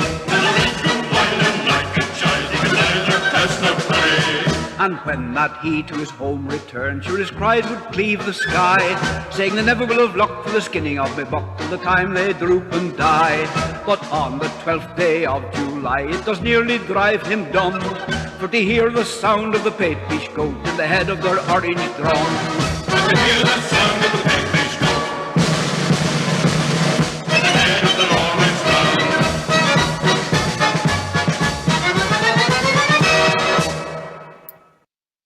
Wasn't that brilliant? That one is called The Papish Goat. Alistair, is saying he's never heard of this one before. Let me know how many of the songs that we're playing tonight you have heard and what ones you haven't heard, because my view is all of these songs, they're fantastic and they're being lost just because we don't know them. So the next one is one that I had to have in this program. I couldn't have done the program without it. And I'm dedicating it to a really good friend of mine, Mr. Wally Rock, who passed away sadly last year and is a real loss to us. Wally was a Ulster Scots singer and he sang along with me in my group, the Ulster Scots Experience. He just was so much fun and he just loved singing Orange songs. And the crowd just loved him. They couldn't understand a word that he said because he came from Clough-Bells, and especially when you went to Belfast and places like that, hadn't a clue what he said, but he was so comedic.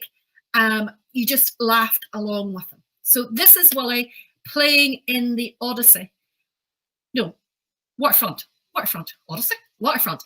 Playing in the Waterfront at a concert for the Regimental Band in Belfast. And he is singing Fields of Ulster. And I've asked Roy to keep the video on this one because I think it's just perfect tribute to Willie.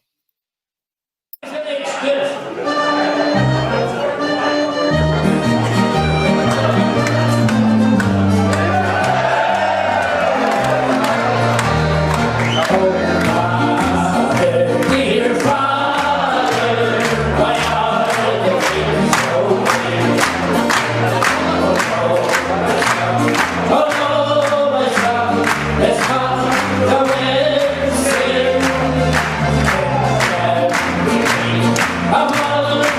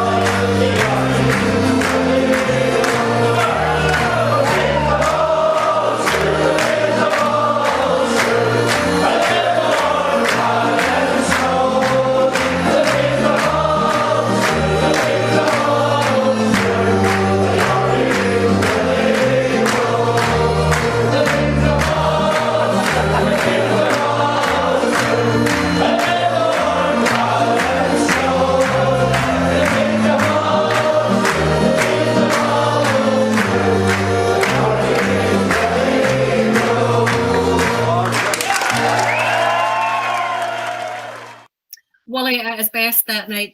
The waterfront was packed, and he had virtually the whole place singing, just the way he brought the crowd on. He was a fantastic character and very much missed by all his friends and, of course, his family.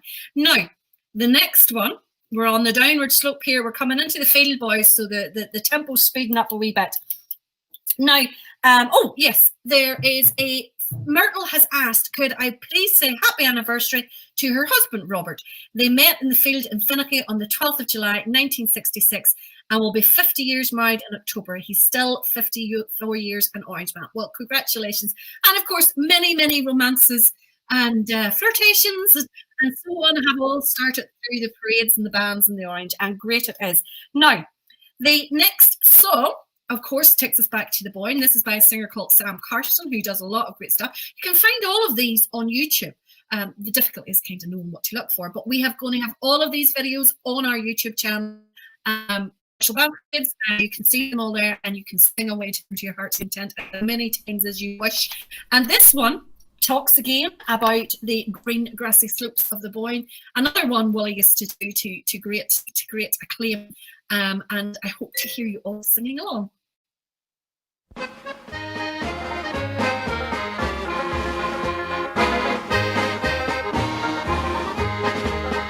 Some folk sings of mountains and valleys where the wildflowers abundantly grow, and some of the wave-crested billows that dash beneath the waters below. But I'm going to sing of a river, and I hope in the chorus you'll join, of the deeds that were done by King William on the green grassy slopes of the Boyne. On the green grassy slopes of the Boyne, where the armsmen with William did join, and they fought for our glorious deliverance on the green grassy slopes of the Boyne. On the banks of that beautiful river, there the bones of our forefathers lie, awaiting the sound of the trumpet to call them to glory on high. In our hearts we will cherish their memories, and we all like true brethren will join, and praise God for sending us King William to the green grassy slopes of the Boyne.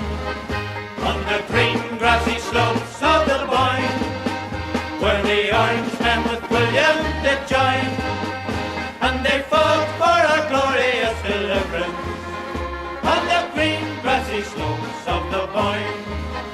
Orange men will be loyal and steady, for no matter what air may betide, we will still mind our war cry, no surrender, so long as we've God on our side. And if ever our services is needed, then we all like true brethren will join, and fight like great Barry and King William.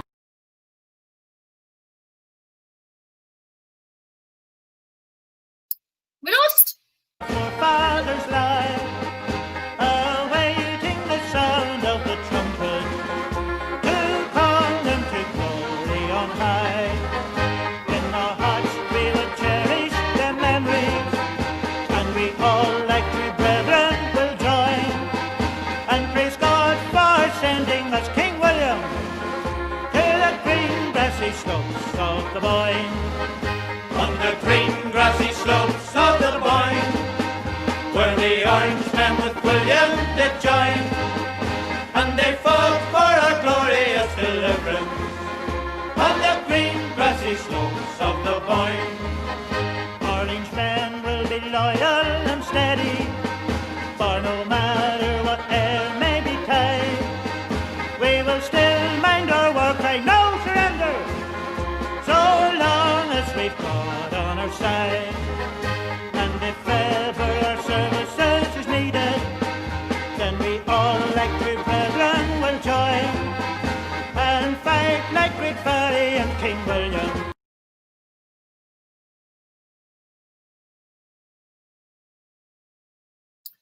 We're not sure what's going on tonight. And praise God for sending us King William to the green grassy slopes of the Boyne.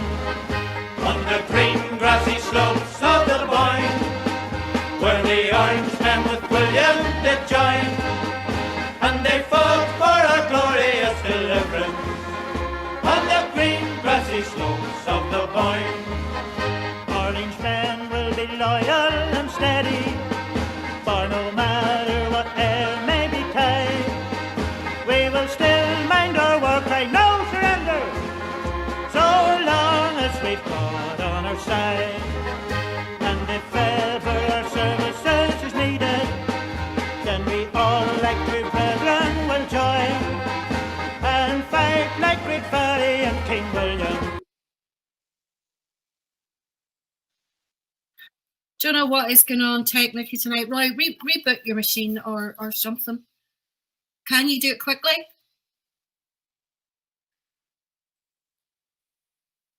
I know, but I don't want to lose any of them.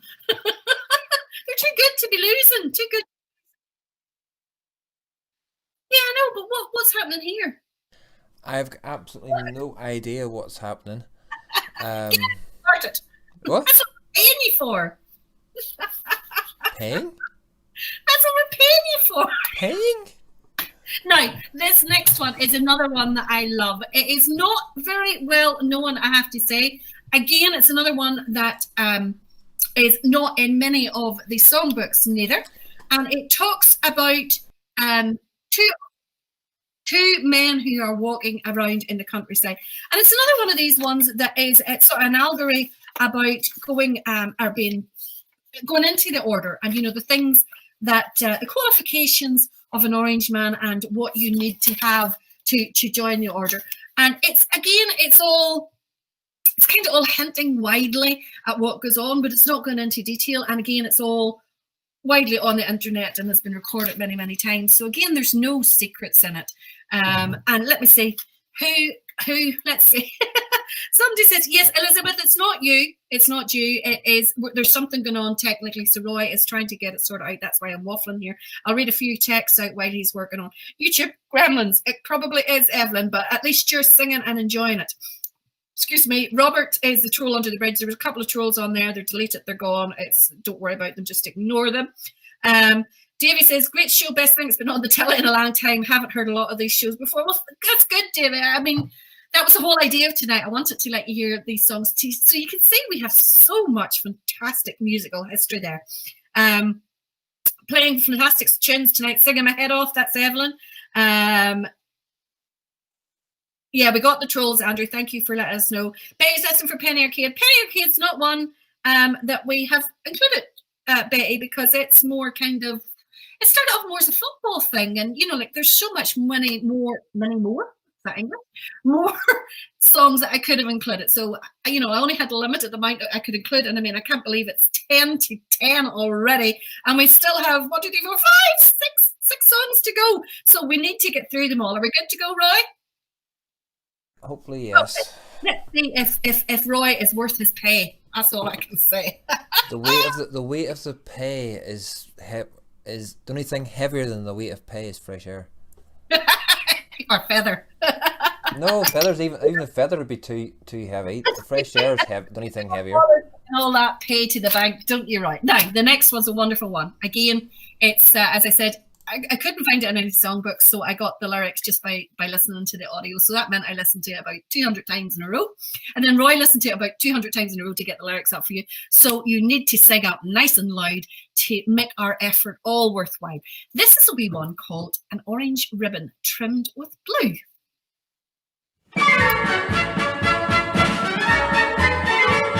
As Will and Tom were walking on one evening in the month of May, and like two comrades talking on, young William unto Tom did say, One question I will now invite, and I know that you will answer true. Where did you get that paper on with the orange ribbon trimmed with blue? Before I was admitted, I applied myself at wisdom's door, and there I was admitted, though I was all naked, blind and poor. They told me to kneel down and pray the path of virtue to pursue before I get my apron on with the orange ribbon trimmed with blue. having passed those stages, sure another friend he accosted me, and he told me of great wonders that concerned the noble mystery. My fiery smoke did he unfold, the path of virtue took me soon, before I get my acre rung with the orange ribbon trimmed with gold. Two brethren then conducted me unto a river deep and wide, and for fear I might be cast away, a fence stood close at either side. Regardless of all dangers there, if up and down I did me still, all for to gain my acre rung with the orange ribbon trimmed with gold.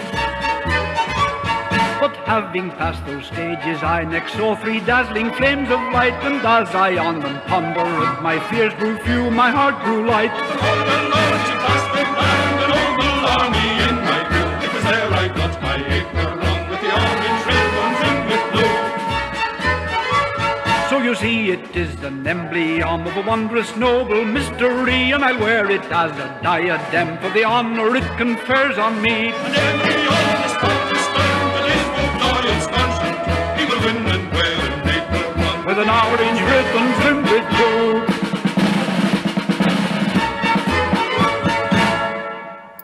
I love that wee one. It's class. Sometimes the lyrics were a wee bit hard to make out, but I think I got most of them, so I did. Want to give a wee shout out. Rod Ferris asked, can you give a shout out to Dan Pettigrew listening in Philadelphia? Hope you are enjoying our cultural songs this evening, Dan and Rod. This is, of course, all the history that we're having, and at least we managed to get through that song with no technical hitches. Hopefully it will be the same for the rest of them. Now, our next song we coming on.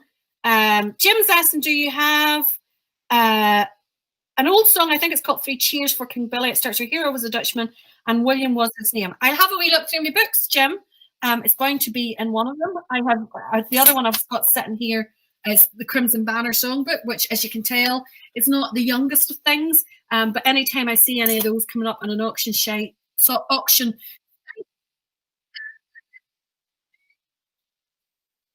A little fraudulent slip of the tongue there, Valerie. It was indeed. Anytime I see them coming up on a site, I buy them, and sometimes pay too much for them. But You know, it's amazing to think that the oldest thing sitting on that desk at the minute is you.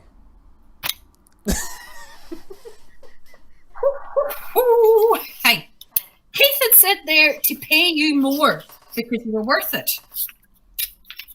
I was going to give you a 50% rise, Roy. Never let it be said I'm not generous. I was going to give you a 50% rise. No. 50% of nothing is nothing. Yeah, well, I mean, I'm not being tight-fisted. I'm still giving you a. It's okay. I'll give you 100% pay rise. Yes.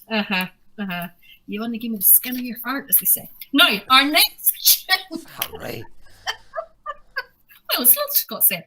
The next tune is related to Derry, Londonderry, the Apprentice Boys of Derry, to be more exact. It's called The Crimson Banner, and it talks about the siege of Derry and about the brave apprentice boys who went to close the gate. It's actually called The Crimson Banner, but a lot of times it's called No Surrender. The tune that it goes to is actually called No Surrender, so that's probably why. There is another song, No Surrender, which goes to the same tune, but this one is The Crimson Banner, and I just love the arrangement of this.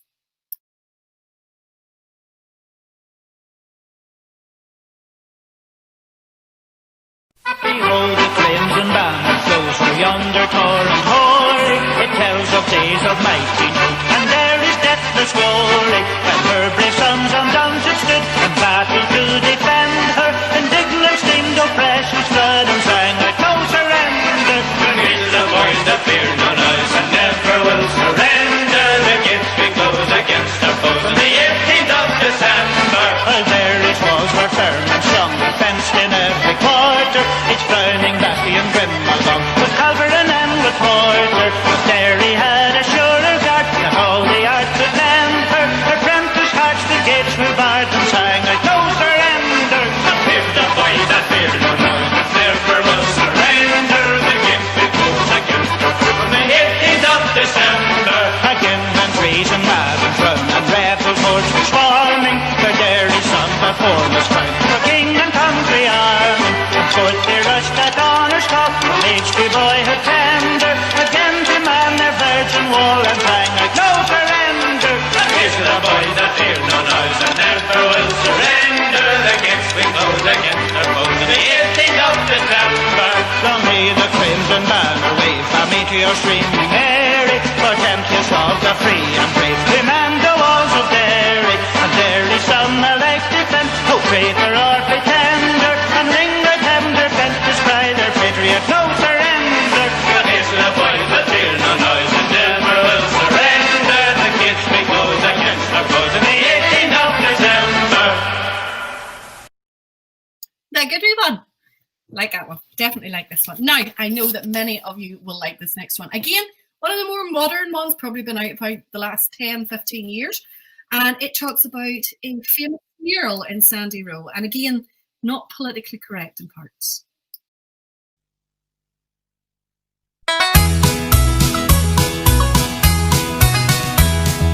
There's a famous painting now that everybody knows. It stands upon a gable wall over Sandy Row, in memory of King William and brethren who did join. They fought for our deliverance at the Battle of the Boyne. King Billy's on the wall, King Billy's on the wall. He stands so high, shines so bright, he lights up the falls. There's millions come to see him, they stand and gaze in awe. They remember 1690, King Billy's on the wall.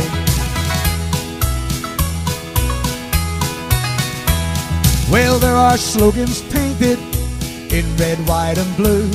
They tell the Pope where he can go and what he can do. There's one to Jared Rice, well that's a different class. Go stick the lower armour road and stick it up your ass. King Billy's on the wall, King Billy's on the wall. He stands so high, shines so bright, he lights up the falls. There's millions come to see him, they stand and gaze in awe. They remember 1690, King Billy's on the wall.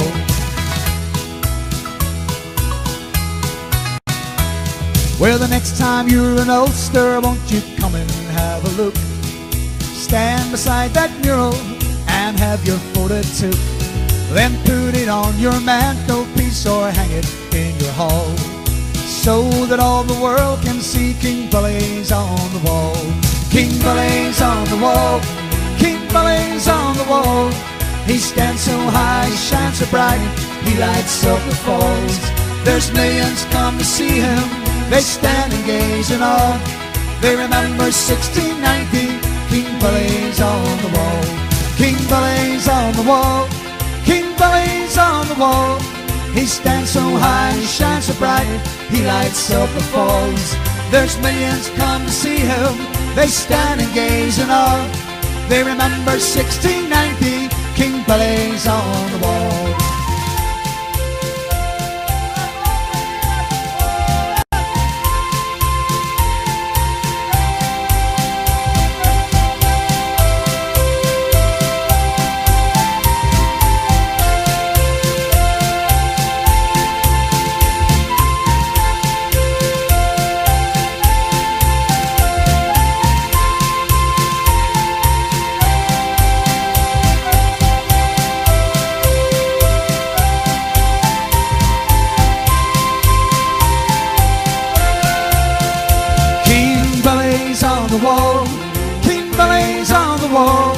He stands so high, shines so bright, he lights up the falls.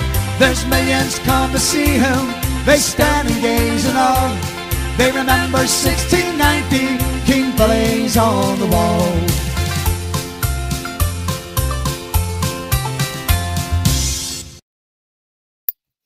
All I can say is you guys are lucky because I had to listen to Roy singing the whole way through that. And it's well seen he carries a flag because he can't carry a tune. Now, on retort to that, it's well saying that you sit down to play your accordion because you can't dance.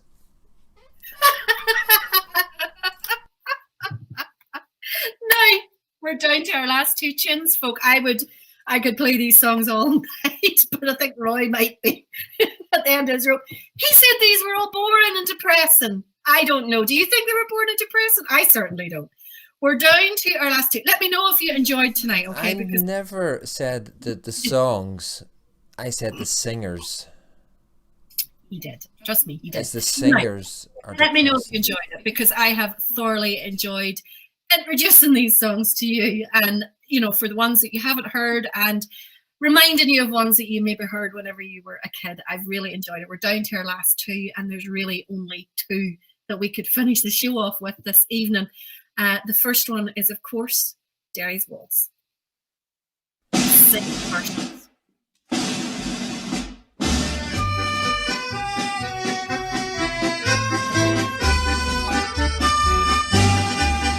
The time has scarce gone round, boys, 200 years ago, when the traitors on old Derry's walls their faces dare not show. When James and all his rebel band came up to Bishopsgate, with heart and hand and sword and shield we caused him to retreat. Fight and don't surrender, but come when duty calls. With heart and hand and sword and shield, we'll guard old Derry's walls.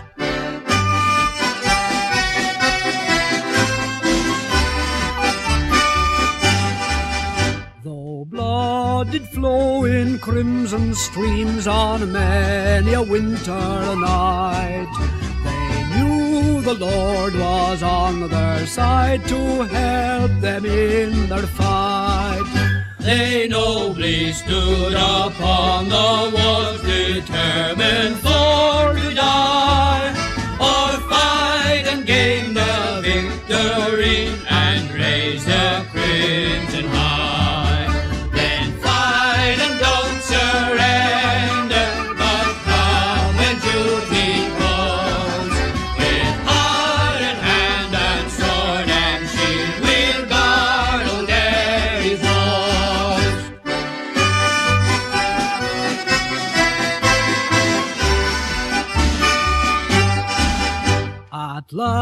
At last, with one broadside, kind heaven sent them aid.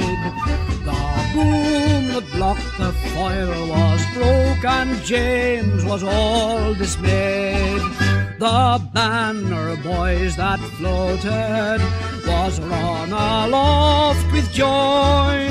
God bless the ship that broke the boom and saved the Prentice boys.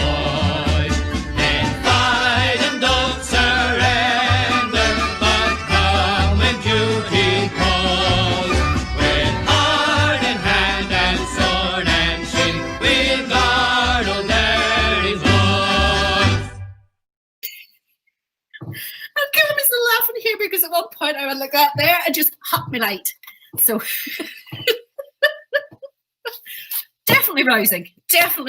Down to our last tune. I really hope you've enjoyed this evening. I hope you have learned something. I hope you have heard tunes that you haven't heard before. This is our history, folks. This is what we are about. This is what we are celebrating on Monday. Wherever you are on Monday, please have a wonderful day. Stay safe. Do not, I repeat, do not give anyone anything to start on us about, okay? Because it's just letting them off the hook. That's all I can say. Join us again on Monday at 3 o'clock, where we're going to do a 12th show, just nothing but bands, no more singing. And have a wonderful day, because we are, of course, the heirs of William. We're going to finish off with the 12th, and we'll see you on Monday. Bye. Bye.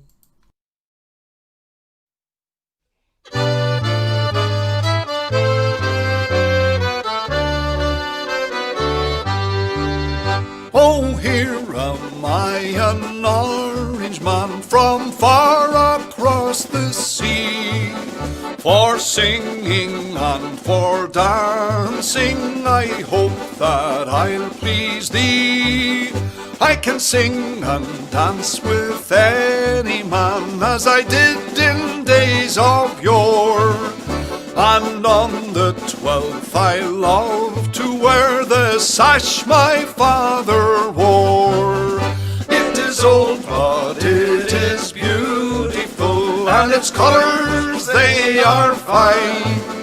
It was worn at Derry, Aughrim, Enniskillen and the Boyne. Sure my father wore it as a youth in the bygone days of yore. And it's on the 12th I proudly wear the sash my father wore.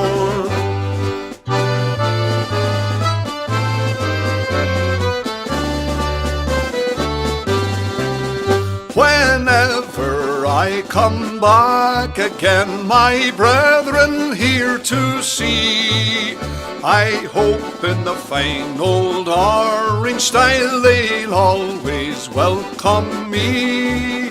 My favourite tune, Boyne Water, will please me more and more, and make my orange heart feel glad with the sash my father wore. It is old but it is beautiful, and its colours they are fine. It was worn at Derry, Aughrim, Enniskillen and the Boyne. Well, my father wore it as a youth in the bygone days of yore. And it's on the 12th I proudly wear the sash my father wore.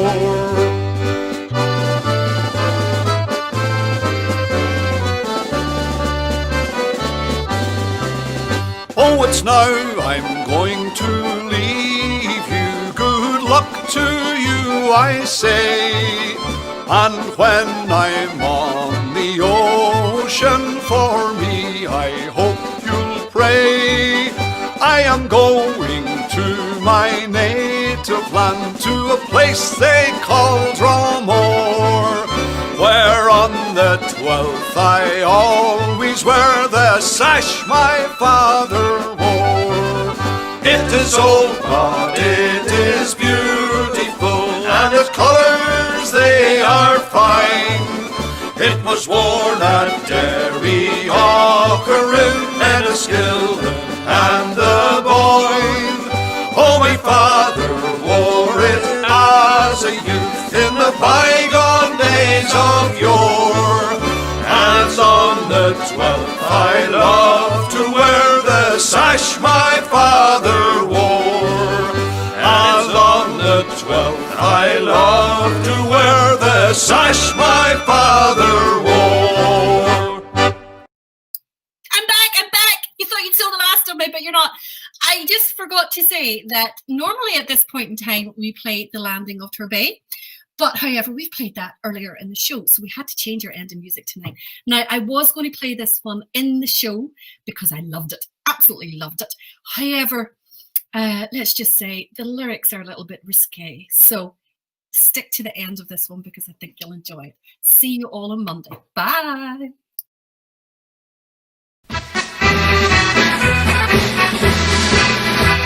As we march up and down on the roads of Corrie, our drums they will blather like the thunder, and as the day draws near, we'll play convenient hearts with fear. We're the Bulldog heroes of Ulster. In Dublin there's a man, and he says he has a plan. He has 10,000 men or more, they say, but then we need not mind further, all have fame and blame. We're the Bulldog heroes of Ulster. As we march up and down on the roads of Corrie, our drums they will blather like the thunder, and as the day draws near, we'll play convenient heart with fear. We're the Bulldog heroes of Ulster. In Humber there's a man, like his name is Headstrong. He lives on the outskirts of Humber. He says the day will come, he's thick as fun through our big drum. We're the Bulldog heroes of Ulster.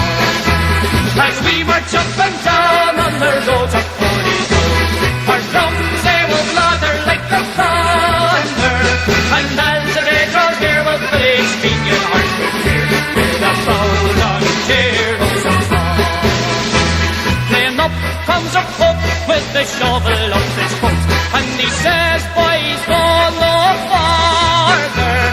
Titan